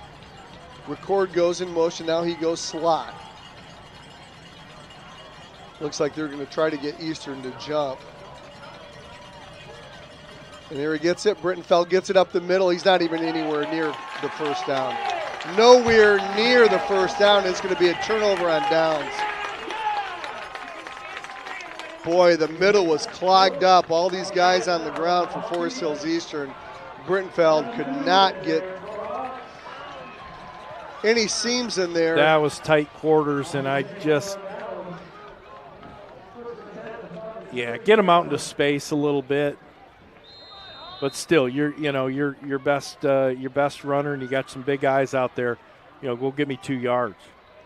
Short field, yeah. Again, short field for Forest Hills Eastern.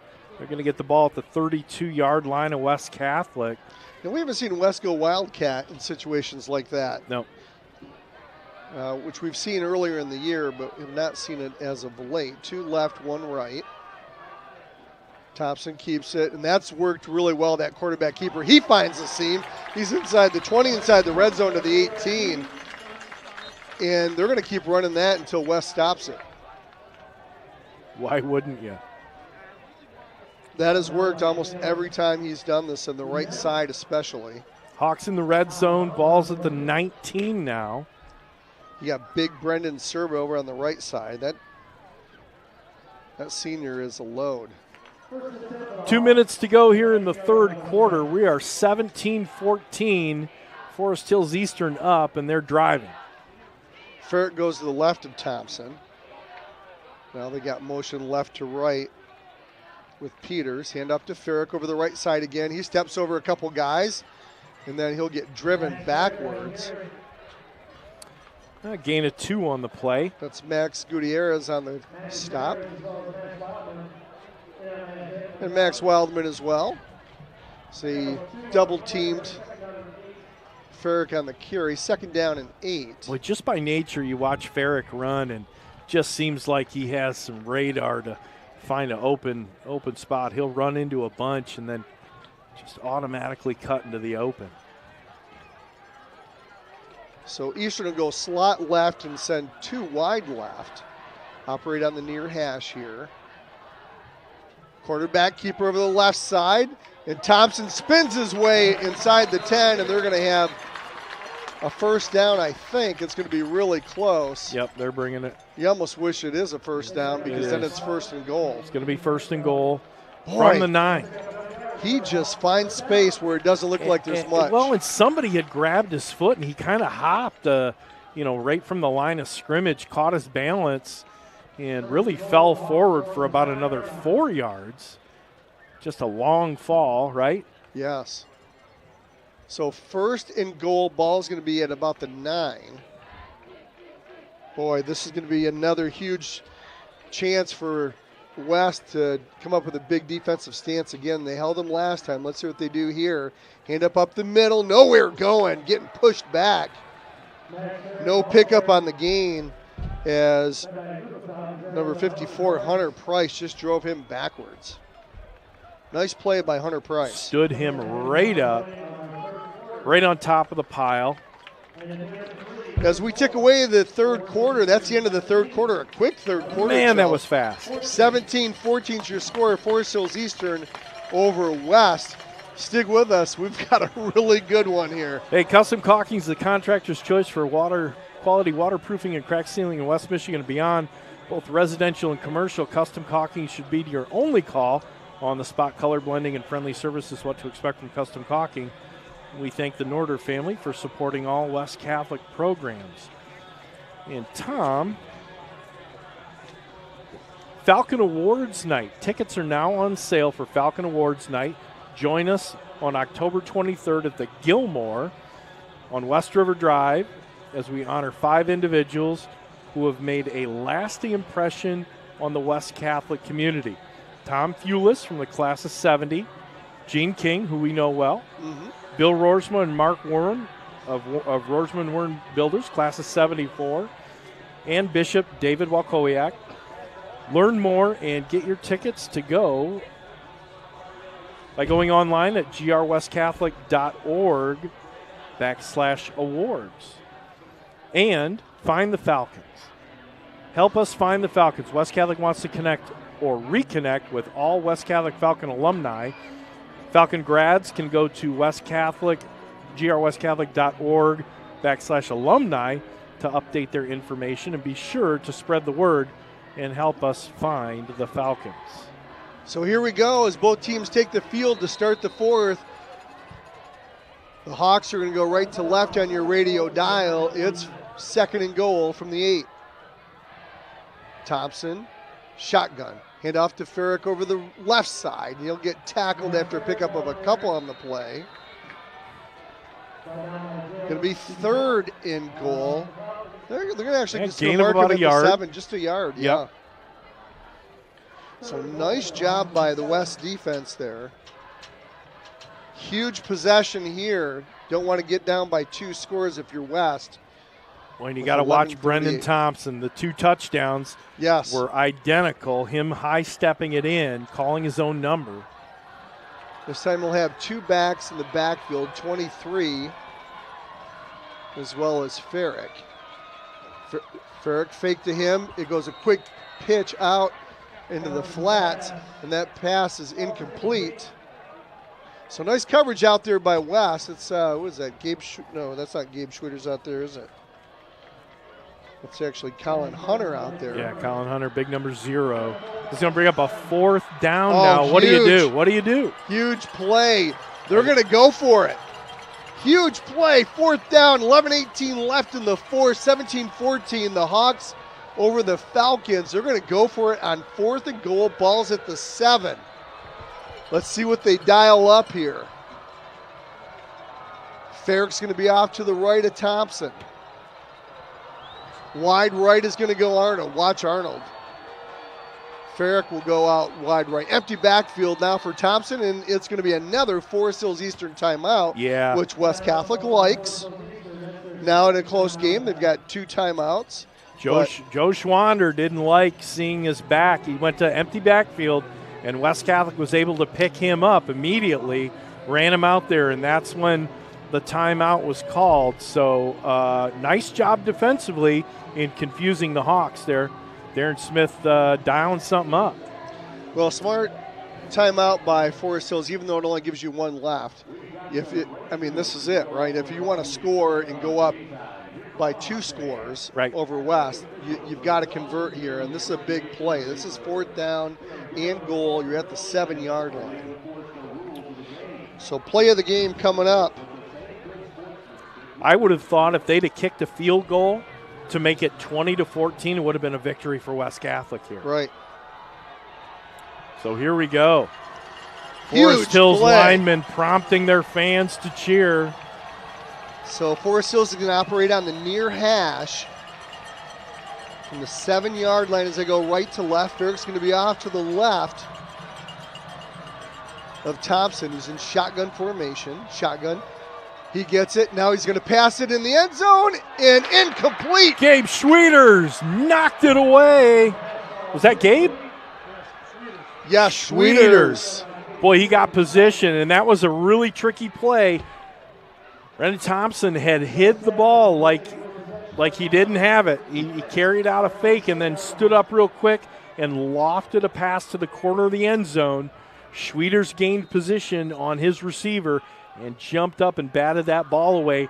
Turnover on downs. West Catholic's offense gets it back. let's look for some big things here out of West Catholic's offense. Let's hope so. Sweet play by Gabe Man. there. And West Catholic has the ball. So 2 times they stifle Eastern inside the red zone. Let's see if they can capitalize here. Here goes Connor Olszewski. He tries to break contain. He does. He's got some room to run. He's at the 20-25. Well, he'll get tackled. Boy, looked like he even had more room, but nice closing speed by the defenders from Forest Hills Eastern, but a nice first down pickup for West. That little cramp didn't hurt him one bit there. No. A little slow developing, but nice blocking on the outside. Zagunis out here by himself. Is he going to go deep to Zagunis? He is, and he just got pushed down. That's got to be a flag. Yeah, there you go. There it is. Zagunis got pushed to the ground. You had to call that. Now you see Zagunis with a little bit of a cramping going on. Boy, you saw that one-on-one out Yeah, here, yeah. and I just like, and West Catholic saw the same thing we saw up here in the booth. Well thrown ball. They got their feet tangled up a little bit. Down went Jack Zagunis. We were looking and looking for that flag, and it finally came from the official in the middle of the field. So it's a spot. It's not a spot foul in high school. It's going to be a 15-yard penalty. Correct. That brings the ball all the way up to the 40-yard line, and a first down for West. But as you see, the Eastern guy had no help from the safety. It was thrown to the near sideline here, where only Zagunis could get it. Here goes Britton Feld over the right side. He picks a little bit of a hole there, and he squeezes away up to the 45. So nice 5-yard pickup by West. A little bit better blocking there for West Catholic. 17-14, West trails Eastern at the 10:25 mark here in the 4th. Gabe Schweeters on the near side by himself. 2 wide left as Wildman goes slot right. In motion, record, doesn't get it. Gives it to Brittenfeld. Now he'll go over the left side. He's got a hole there. He's at the 50, 45. One guy to beat. Doesn't beat him. He gets knocked out of bounds at the 37. And he's slow to get up. Boy, he got hit low, Joe, and Brittenfeld is slow to get up. Boy, you'd hate to lose his wheels here. You already got his backup, Colin Abram, who's on the sidelines for the year.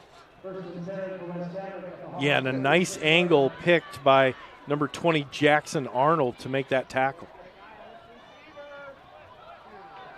So in comes Connor Olszewski, which we talked about, right? Versatile guy who could play wide receiver, running back. He's in there.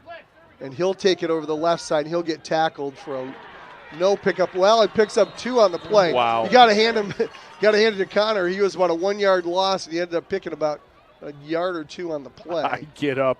I'd start yelling at my blockers, "Where are you guys? I'm ahead of you."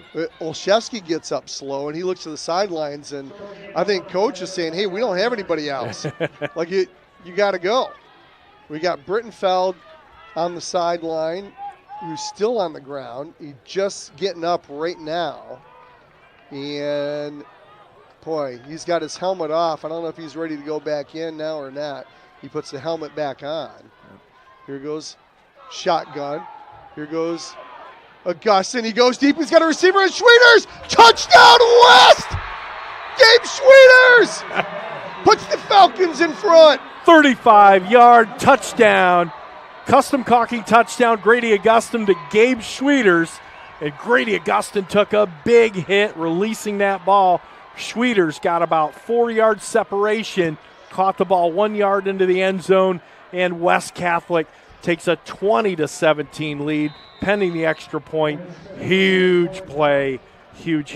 And Schweeters was just waiting for the ball. Look like those 2 seconds took an eternity. Get here, ball, get here. Here goes Landon Smith, big extra point. It's up. And it's good. And why is that big? Is because it extends the lead to 4 points now. So Eastern cannot tie it with a field goal. We're at the 8:47 mark. West, after relinquishing 17 straight points to Eastern, they take the lead 21-17. You know what? It's been a lot of football since the last score. Yeah. I mean, it's been a lot of football. We're at 8:47 here to go in the game. It was 17-14 since halftime. Scoreless third, right? And then it takes, until 8:47 here to go before the next score.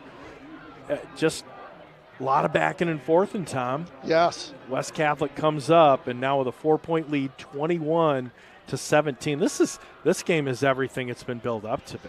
How about that? Though at the 11-18 mark, right?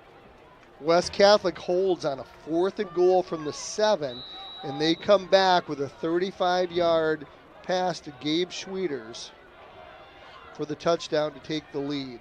And Grandma and Grandpa Schwieters are listening from Battle Lake, Minnesota. Oh, I love it. Glad you're tuning in. Here goes the kick by Landon Smith. Will send Eastern down to the 8-yard line.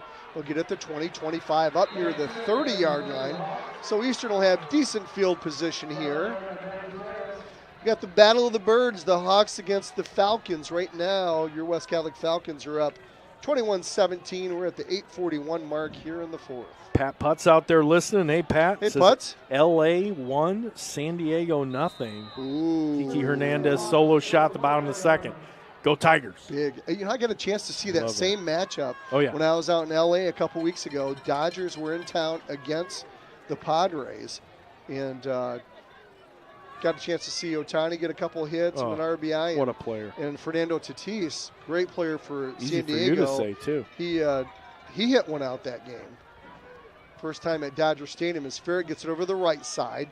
Nice job. Now West, you felt that little shift in momentum back to West. So 2-yard pickup for Ferrick. It'll be 2nd down and 8. Scores from around the area. Catholic Central 3, Northview 9, and they're in the 4th. Holy moly. Exactly.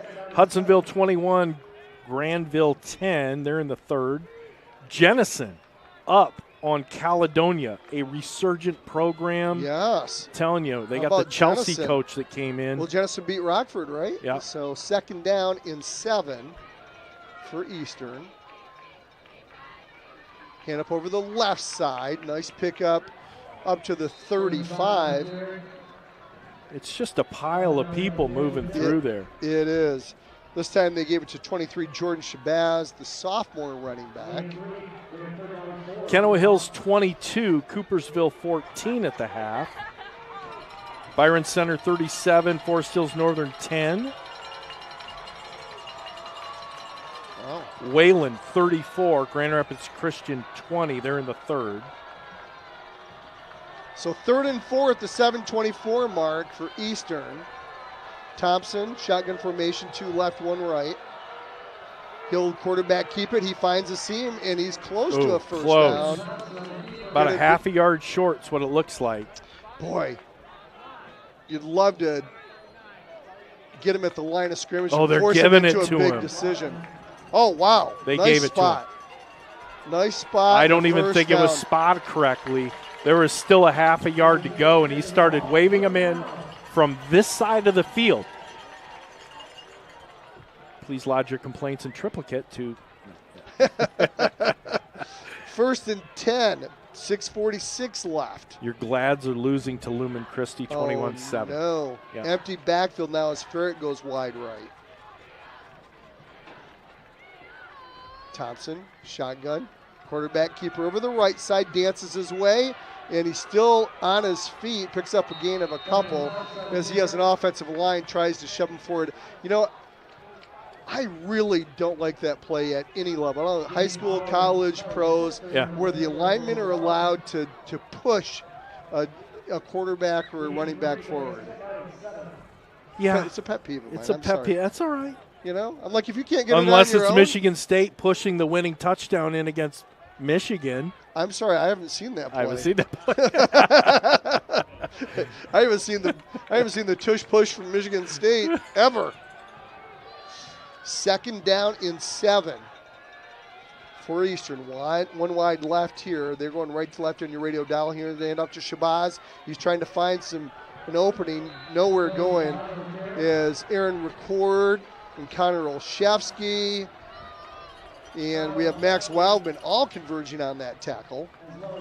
So 3rd down and 5. Now, this is where you want to hold him, right, and make him make a big decision like on 4th and 5. This is a huge 3rd down play for West. We're at the 5:21 mark. You force Eastern into making another really tough call. Another big score. Unity Christian 43, South Christian 21 in the 3rd. Here we go. Big 3rd down play. Trips right. Now Eastern will send one in motion left. Shotgun. Quarterback keeper again. He's going to look for the edge. He's got it. 1st down and more. He could get a touchdown here. 20-10. And he's in. Touchdown Eastern. But there is a flag on the play. Flag on the play. Hold on. And a Falcon is down right next to that. It's going to be a hold. That was a 56-yard touchdown run by Thompson. And let's see if it stands. It's coming back. Steve, can you tell who the Falcon is down at the 40? It might be Schwieters. Let's see. Schwieters. Let's see. Nope, that's Colin Hunter. Yep, Colin Hunter. He's sitting up now. All right.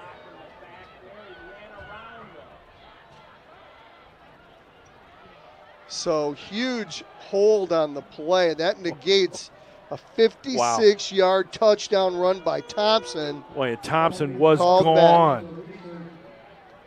Well, and I guess there was a reason why he got the edge. It didn't look like he had room to get the edge, but he got it with a hold. Right. Steve Grooms confirmed the penalty was correct. Can there be no bigger authority? Yes. No bias. So ball's at the 34 now. 3rd and, we'll call it 3rd and 15. And we're at the 4:52 mark.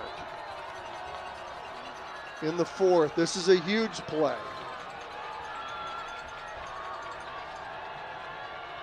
Thompson, shotgun, he'll send 2 right, 1 left. Hand off to Farrick, and they run the ball, and he'll get tripped up at the just beyond the original line of scrimmage. Joe's going to bring up 4th down and 9. Right at the 40. And they've got to get to the 49. So they've got a full 9 yards to go here. Does not look like they're interested in punting at all. No. We're at the 4:29 mark. Eastern trails 21-17. They do the short punt. They do the quick snap punt. I don't think that's going to happen here. Huge 4th down play, 4th and 9. At the 4:12 mark. Empty backfield for Thompson. 2 right, 1 left. Thompson gets it. Steps up in the pocket. He's got a receiver, and he's got a 1st down and more. 50, 45, eluding tacklers out there. Down to the 44 is Arnold. Oh, huge 4th down pickup for Eastern, because that might have been the ball game. That might have been the ball game. It looked like, boy, he was eluding tacklers there, shifty moves.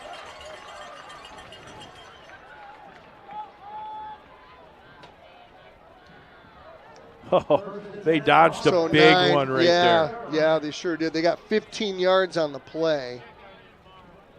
Boy, that is just huge. Now, clock's ticking. We're at 3:25 to go here in the 4th quarter. West Catholic leading 21-17. You got to have a short-term memory if you're the West Catholic defense. Here goes Thompson.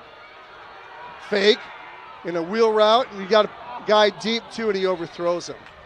He had one guy doing a wheel route on the far sideline and a guy up the middle, and he overthrows his intended receiver at the 10.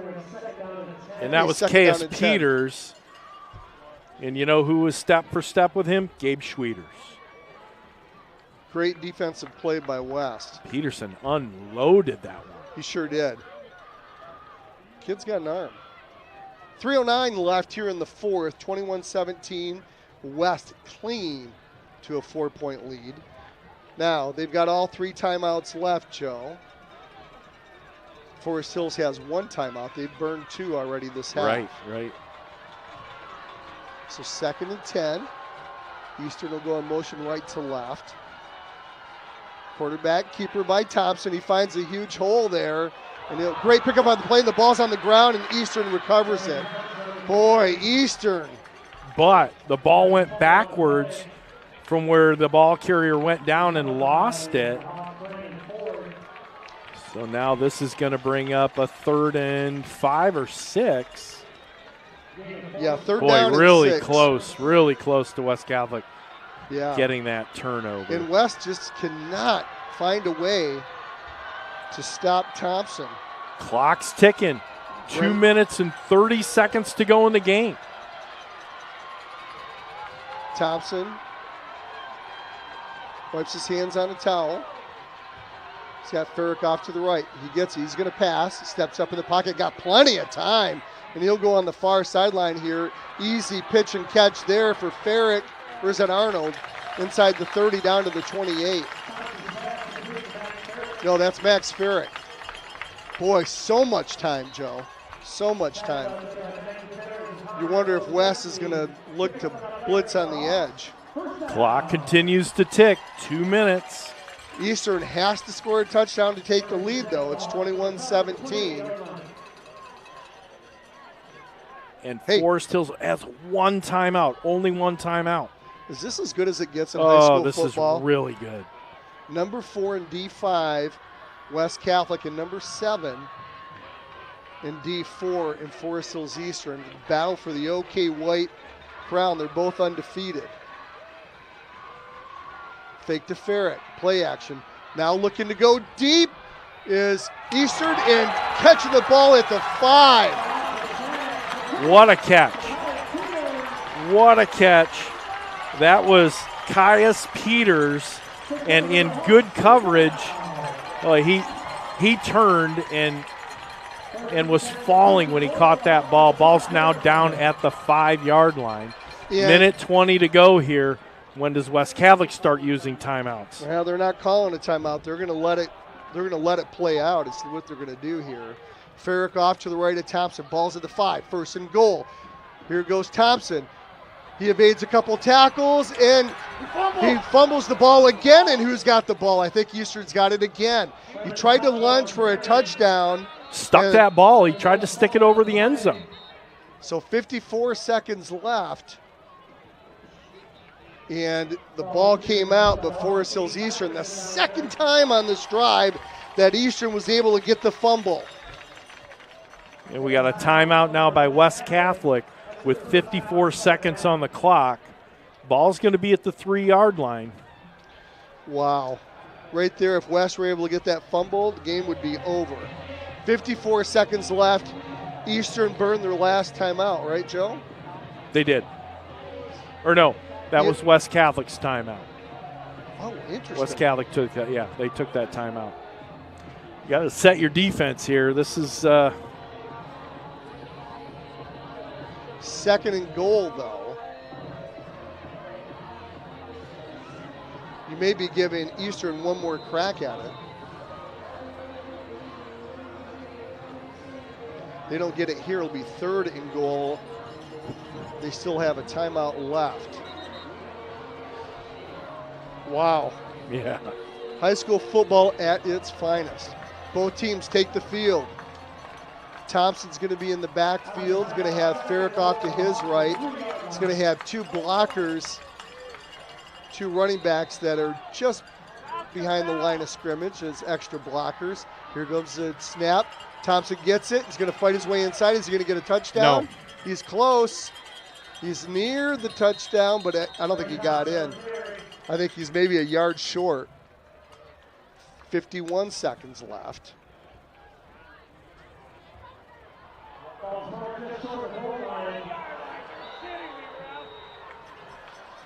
And West is calling their second timeout. They're only like 1 inch away. That play only took 3 seconds.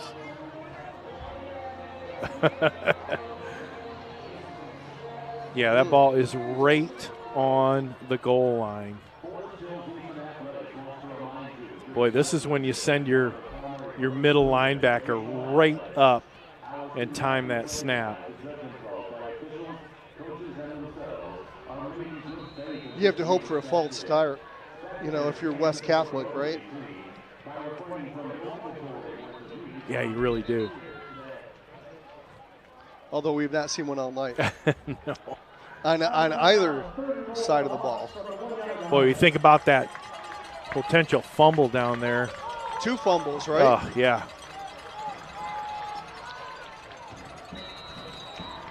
Look for quarterback sneak here. Here goes Thompson under center. Hands up to Farrick. Touchdown, standing up. Easy touchdown for Farrick. Another 3-second play, and they take the lead. 23-21. West Catholic down to 1 timeout left. How important is the kickoff going to be? Oh, absolutely. I mean, if you're West, you need to get a good return, because you know what? You only need a field goal to tie it. If Eastern even gets the extra point. If they get the extra point. In case you're just joining us, 23-21, 48 seconds left here in the 4th. We got a great one here on the campus of Forest Hills Eastern. Tom Mikowski along with Joe Sack. Oh, look at Forest Hills Eastern looking to go for 2, Joe. Huge play here. Farrick gets it. Jump ball and incomplete. He did a Tim Tebow, handed the ball off. On a jump pass. They're looking for a flag on the sidelines here at Forest Hills Eastern but no. Little handoff to Max Farrick. Had 2 receivers in close quarters and just kind of tossed it up. A little bit of a jump ball. That was a fantastic play call by Eastern. Yeah. But even a better defensive stop by West. Now, a field goal wins it for West. They got to get down the field, though. Well, they do. There's 48 seconds. They have 1 timeout left. Remember, the clock stops, right? When you move the chains, the clock stops. So they have that going for them, and they've got 1 timeout left. But more importantly, I think this return is super important for West. Chance Anderson's going to be deep, but I'd like to see that ball go to Gutierrez and for him to fly. Fly, Falcons, fly. Fly, Falcons, fly. Wow. Everything you want in a high school game. Oh, man. Back and forth. West Catholic started with a 14-0 lead. Second quarter, Forest Hills Eastern put up 17. They led 17-14 at half. No score in the 3rd quarter. West Catholic took the lead, and now Forest Hills Eastern with the lead. Here goes the kick. Squib kick, going to fall out of bounds. Take that right out to the 35, right? I think you do, right? Yeah. Just take it at the 35-yard line. You're not going to make them kick it again. You don't need time to run off the clock. That's as good a situation as you can get. Right, without burning any time. So ball gets kicked out of bounds. West Catholic will be on the near sideline. Ball will be at the 35. You got Jack Zagunis. You have Gabe Schwieters. Yep. Both great deep threats. You got to look. Now you got to imagine that Schwieters or Zagunis is probably going to have double coverage. Let's see. He's on the far side of the field. Boy, safety's not hedging one way or the other. No. Playing straight up. Here goes Augustin. Shotgun formation. He sees that. He's got a receiver there in Zagunis. He shuts off a tackler. Another tackler. He's at the 50 down to the 45. West Catholic has to take their timeout.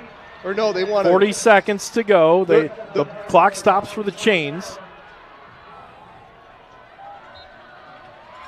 And he spikes it. So Augustin spikes it on 1st down. And it was a 2-second spike. 2-second rolled on that on a spike. And it only takes 3 seconds to run a full play. Amazing. Who's running that clock? Oh. Spartan Bob. So 2nd down, ball's at the 45. Joey, they got to get down to about probably the 25, probably 20 yards to go. Here's Augustin, shotgun, fake handoff. He's going to roll right. He's getting chased out of the pocket. Now he just gets rid of it. Oh, that could have been a late He's call. Looking for a late hit, but he didn't get it. So now it's going to be 3rd and 10. 33 seconds left on the clock. Remember, West Catholic still holding on to that timeout. 23-21 is your score at the 33-second mark. West Catholic needs about 20 yards to get a first down. You got to take a shot here. Eastern's got 8 guys playing deep. West Catholic has 4 receivers. Here goes Augustin. He's getting pressured. Now he's rolling up, and now he gets rid of the ball and almost throws an interception. Now it's 4th down. That's the only thing with the spike rather than the quick play. Yeah, right? You lose it down. You lose it down. And you really could use it down right now on 4th and 10. So this is the game. The game is up in the air on this play. 27 seconds left on the clock. West trails 23-21. Augustin's been running for his life. He's like, Coach, you sure you want to use a timeout for me to catch my breath? No, he doesn't. Trips right, 1 left. They're going left to right. Augustin gets a snap. He's looking downfield. He's got time. He's got a receiver. And catching the ball for a first down is Jack Zagunis. He's at the 32. Clock stops with 21 seconds. West Catholic lines up, and they'll spike it again. So we're down to 19 seconds. So we have confirmed it takes 2 seconds to spike the ball. Yeah. 32. They need at least 7 more yards for a good attempt. Would like to get about 15 more. So here we go with Augustin. Doubling Schwieters on the near side. Brittenfeld's still in there. He's going to be off to the right. Trips left for West. Augustin.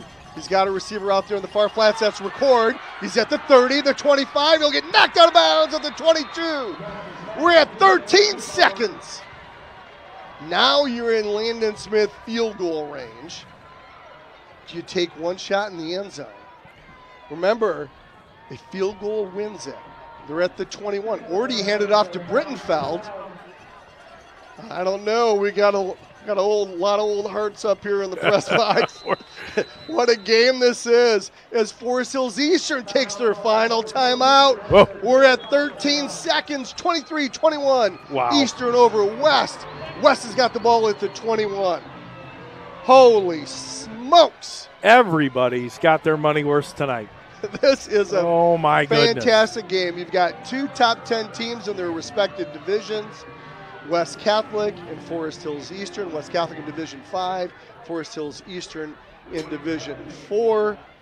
This is everything it's been cracked up to be. Both teams undefeated in the OK White. Whoever wins tonight will claim that top spot with 2 games left in the season. So West has 1 timeout left. They do. You hand that ball off to David Brittenfeld on a counter. Take that timeout and trot Landon Smith out. Yes? I don't think he got much more. 13 seconds on the clock. I'm not going to disagree with that. He's got Zagunis on the near side, 1-on-1. Will he go deep? He's got single coverage. Now the safety's shedding over. Yep. Trips left. They operate on the far side of the hash. Shotgun. Here goes Augustin. He rolls. He's going into the end zone, and he overthrows his receiver. Aaron Record off his fingertips. Well covered by Eastern. Now we're at 7 seconds. Now what do you do? You know, running the ball only takes 3 seconds.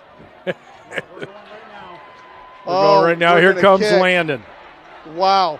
That's where the Brittenfeld.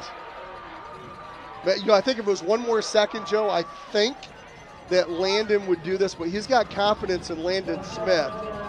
Landon Smith is a 39-yard field goal. I haven't felt like this since Liam Putz when he kicked one in the playoffs. Pat, you feeling this? Here we go. Ball is going to be placed at the 28. It's a 38-yard field goal from the left hash. Landon Smith. Here comes the snap. The hold is good. The kick is up. Is it good? It's good!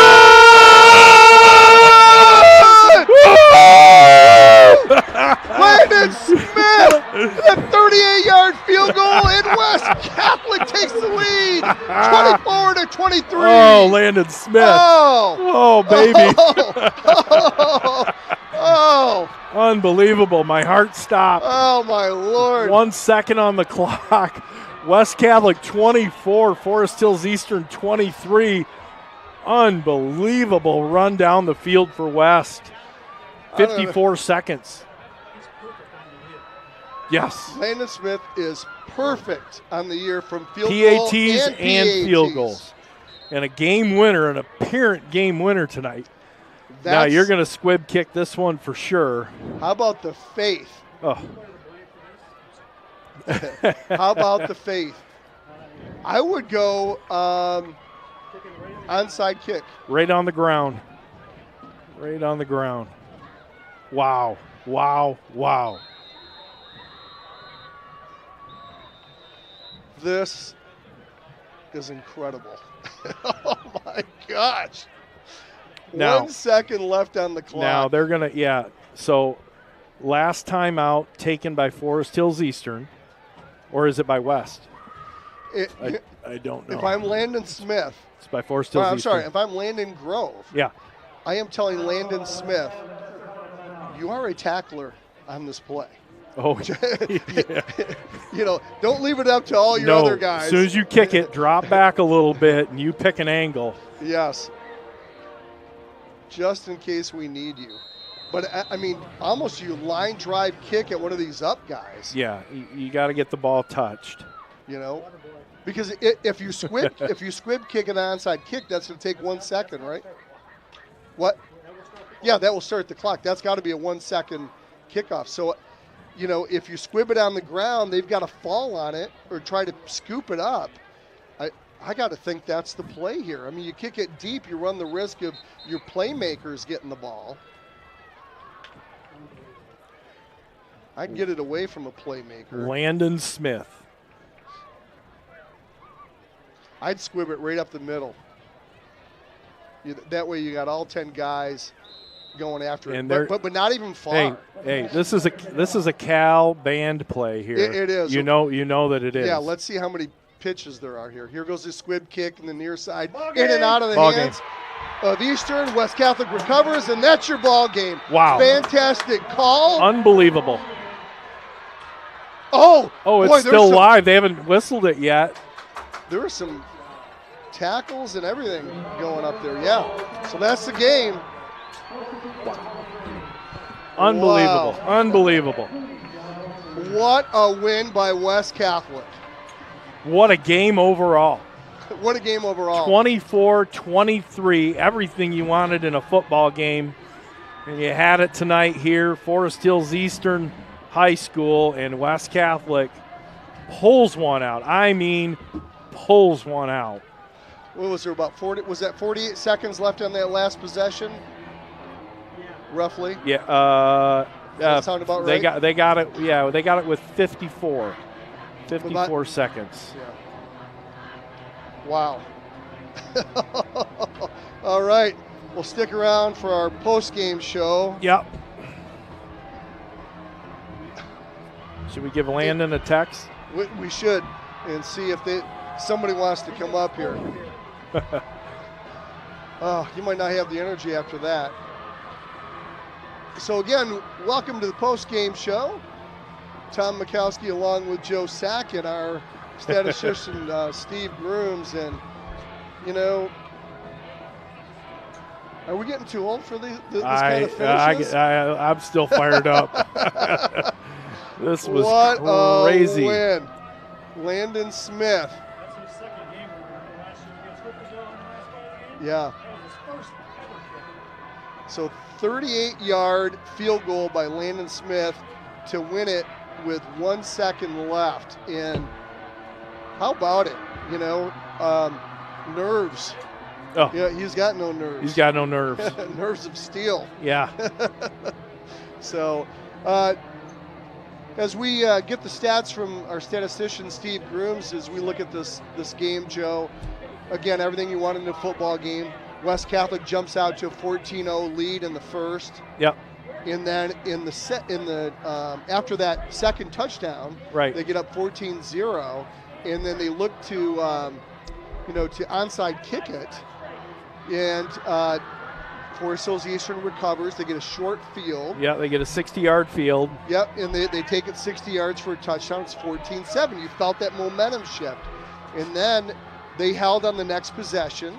Going back to punt was Landon Smith. Doesn't normally punt. He takes over the punting unit or duties, and he kicks it into the chest of a Forest Hills Eastern guy. They get the ball and at the 12-yard line. At the 12-yard line, yeah. And take it in. All of a sudden, it's 14-14.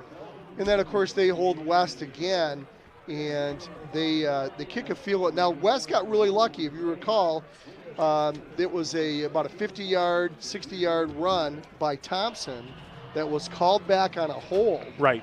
And so instead of a touchdown, Forest Hills Eastern had to settle for a field goal to end the first half with no time left.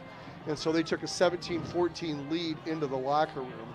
And that stood until... Well, in a scoreless third quarter, yes, a lot of backing and forthing. Scoreless third quarter, and then West Catholic in the fourth was able to put another score on the board, take the lead to 21-17. Yeah. Then Forest Hills Eastern, with about 50 seconds left on the clock in the fourth, was able to punch it in for a touchdown. They elect to go for two, right? So that they want to force West Catholic into getting a touchdown in order to win. But in doing that, rather than taking a 3-point lead, 24-21, they go for 2 points. And West Catholic does a great job in defending this trick play, a la Tim Tebow back in the day with the Florida Gators, where he'd run towards the line, he'd jump, hop, and throw it over the line to a wide open receiver. This time West Catholic was able to get back quickly, knock the ball away. It falls incomplete. Yeah, what creativity on that play, though. Man. Fantastic call by Forest Hills Eastern, but even a better play by West Catholic defense. Then it's 23-21. You've got about 50 seconds left on the clock, and West Catholic methodically brings it all in as Landon we take a look at Landon Grove just jumped into his players, and they are excited. They are adversity. So excited. Yeah, absolutely.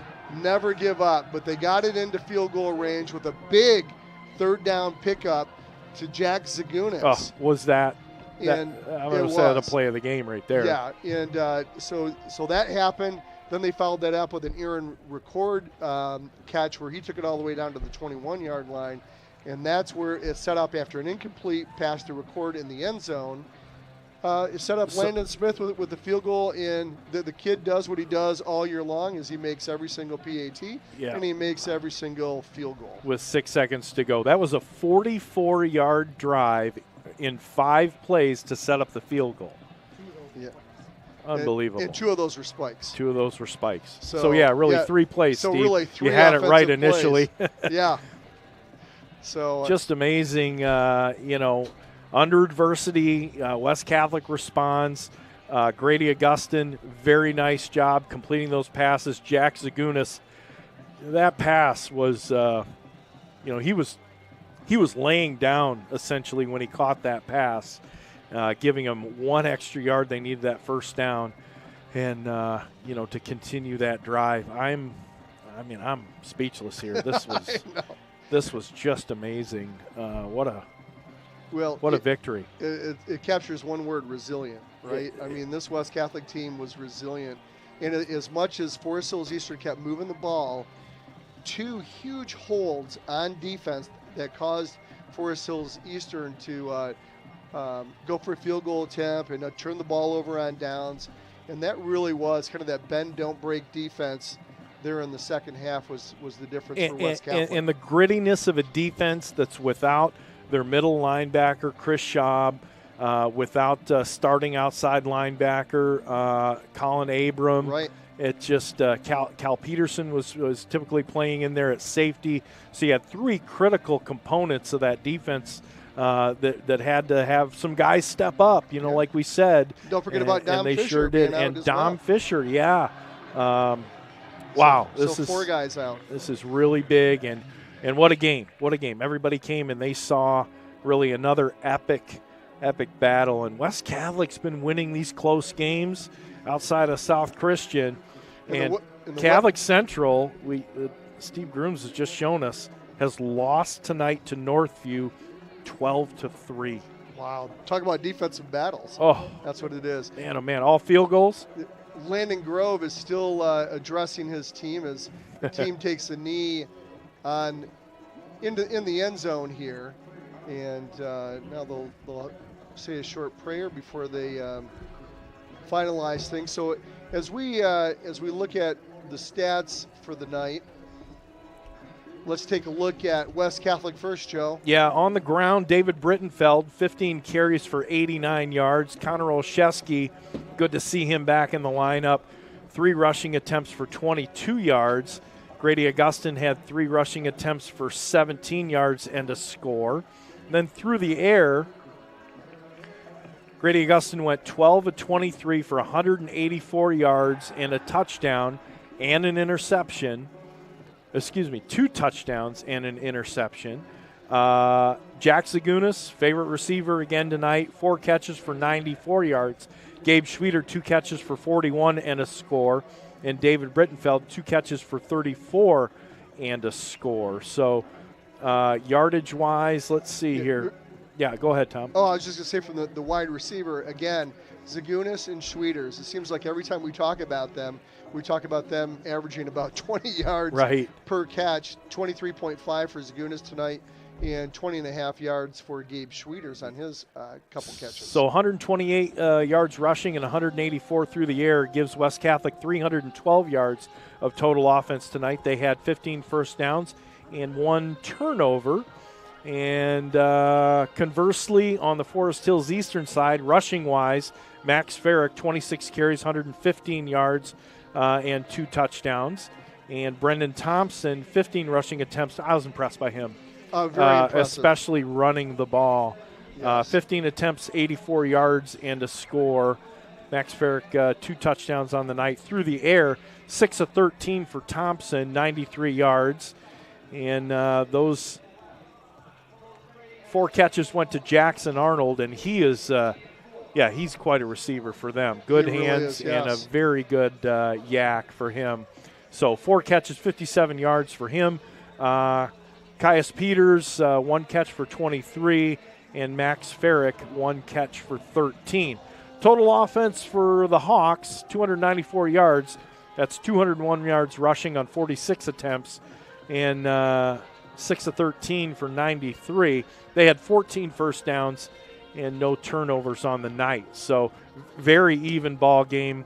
Scoreboard said it, and your stats here say it as well. West Catholic really ekes one out, and got to hand it to Landon Smith. With time running out, 6 seconds on the clock, steps up and kicks a wonderful 38-yard field goal to win the ball game by 1. Just can't say enough. We see the sidelines out there. The parents are intermingling with the players, and this was a big one for West Catholic.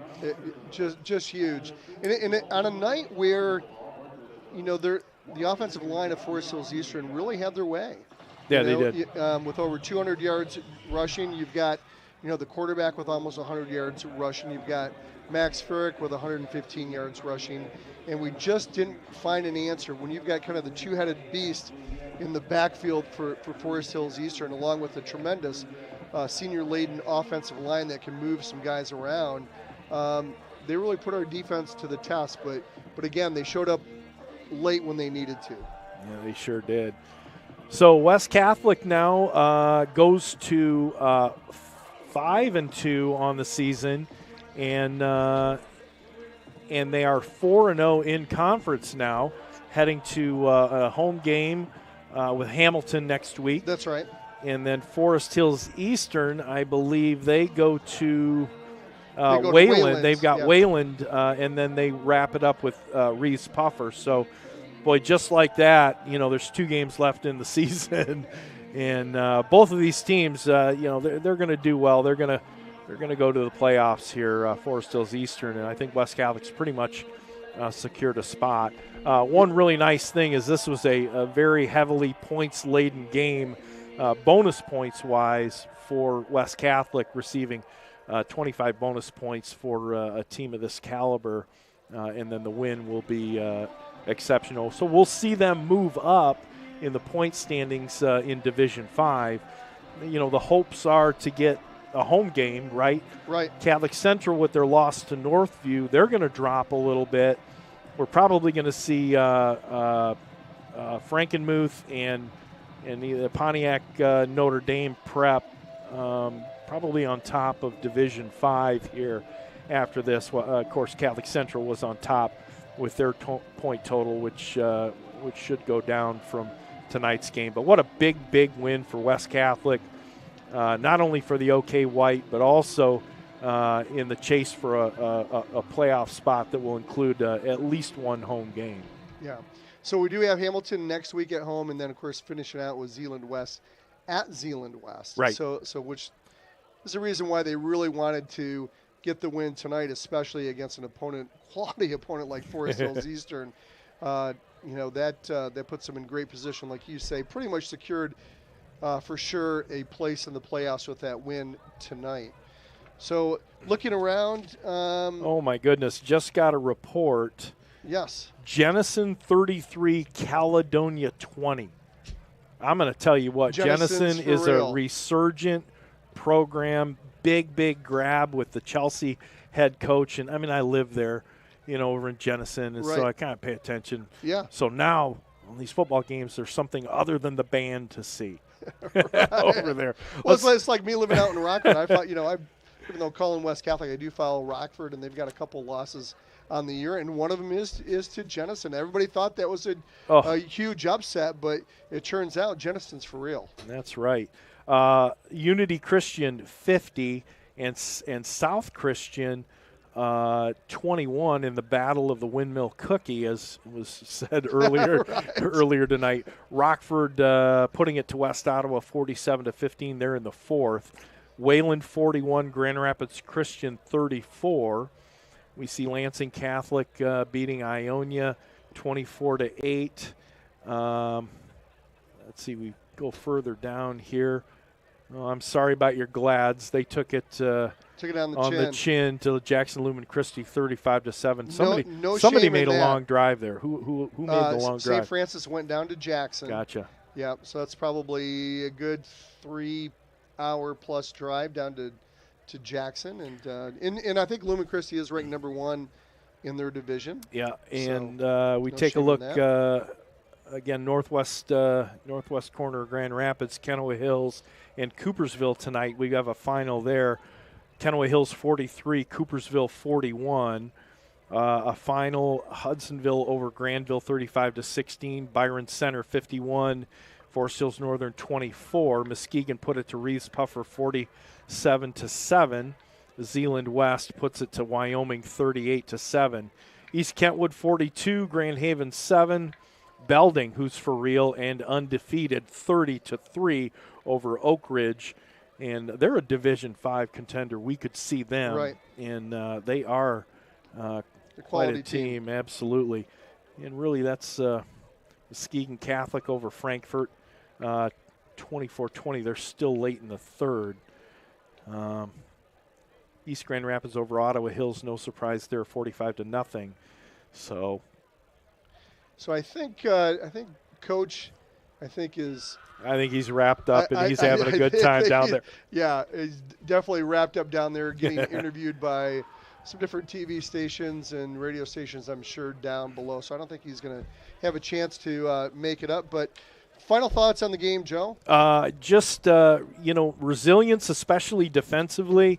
Offense looked pretty good. They had a little bit of a stall out in the first half, where we saw the second half very well dominated by the Hawks, 17 points in essentially 5 minutes, and but the defense, losing 3 and 4 of their, really main components, and just doing a fantastic job allowing West Catholic, to remain in this game. Really, yes, was the big thing. Made some neat stops, and offense. Boy, they had to do it at the end, and they certainly did. Landon Smith, can't say enough about this kid, man. Has he been a kicker?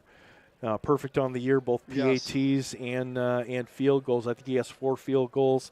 And the game winner tonight, boy, if they don't carry him off on the shoulders, I don't know who they would. Rudy moment. Exactly. So, yeah, fantastic for West Catholic. They go to 5-2, and Forest Hills Eastern goes to 5-2 with 1 loss in in the OK White. West Catholic takes a lead in the OK White. Pending some kind of weirdness, they definitely have a share in the title. Right. Yep. So, well, that'll do it for us tonight. And my final thought would be kudos to that offense. You've got 50 seconds left on the clock. You've got to march it down. What did we march it down? 44 yards. Yeah, in 5 plays, including 2 spikes. Right. So really 3 plays. So really 3 plays and 44 yards.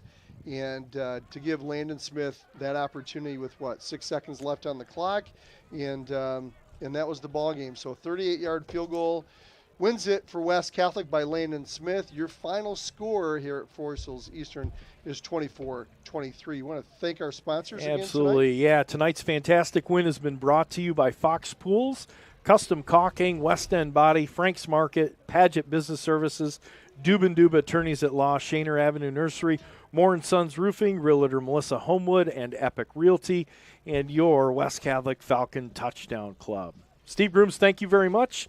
All your help. It's fun working alongside you. We're separated by a wall at home, but great to have you along beside us here for tonight's game. And Tom? That'll do it. That'll do it from here at Forest Hills Eastern. Your final score again tonight is the West Catholic Falcons 24 and the Forest Hills Eastern Hawks 23. Have a great weekend, everyone.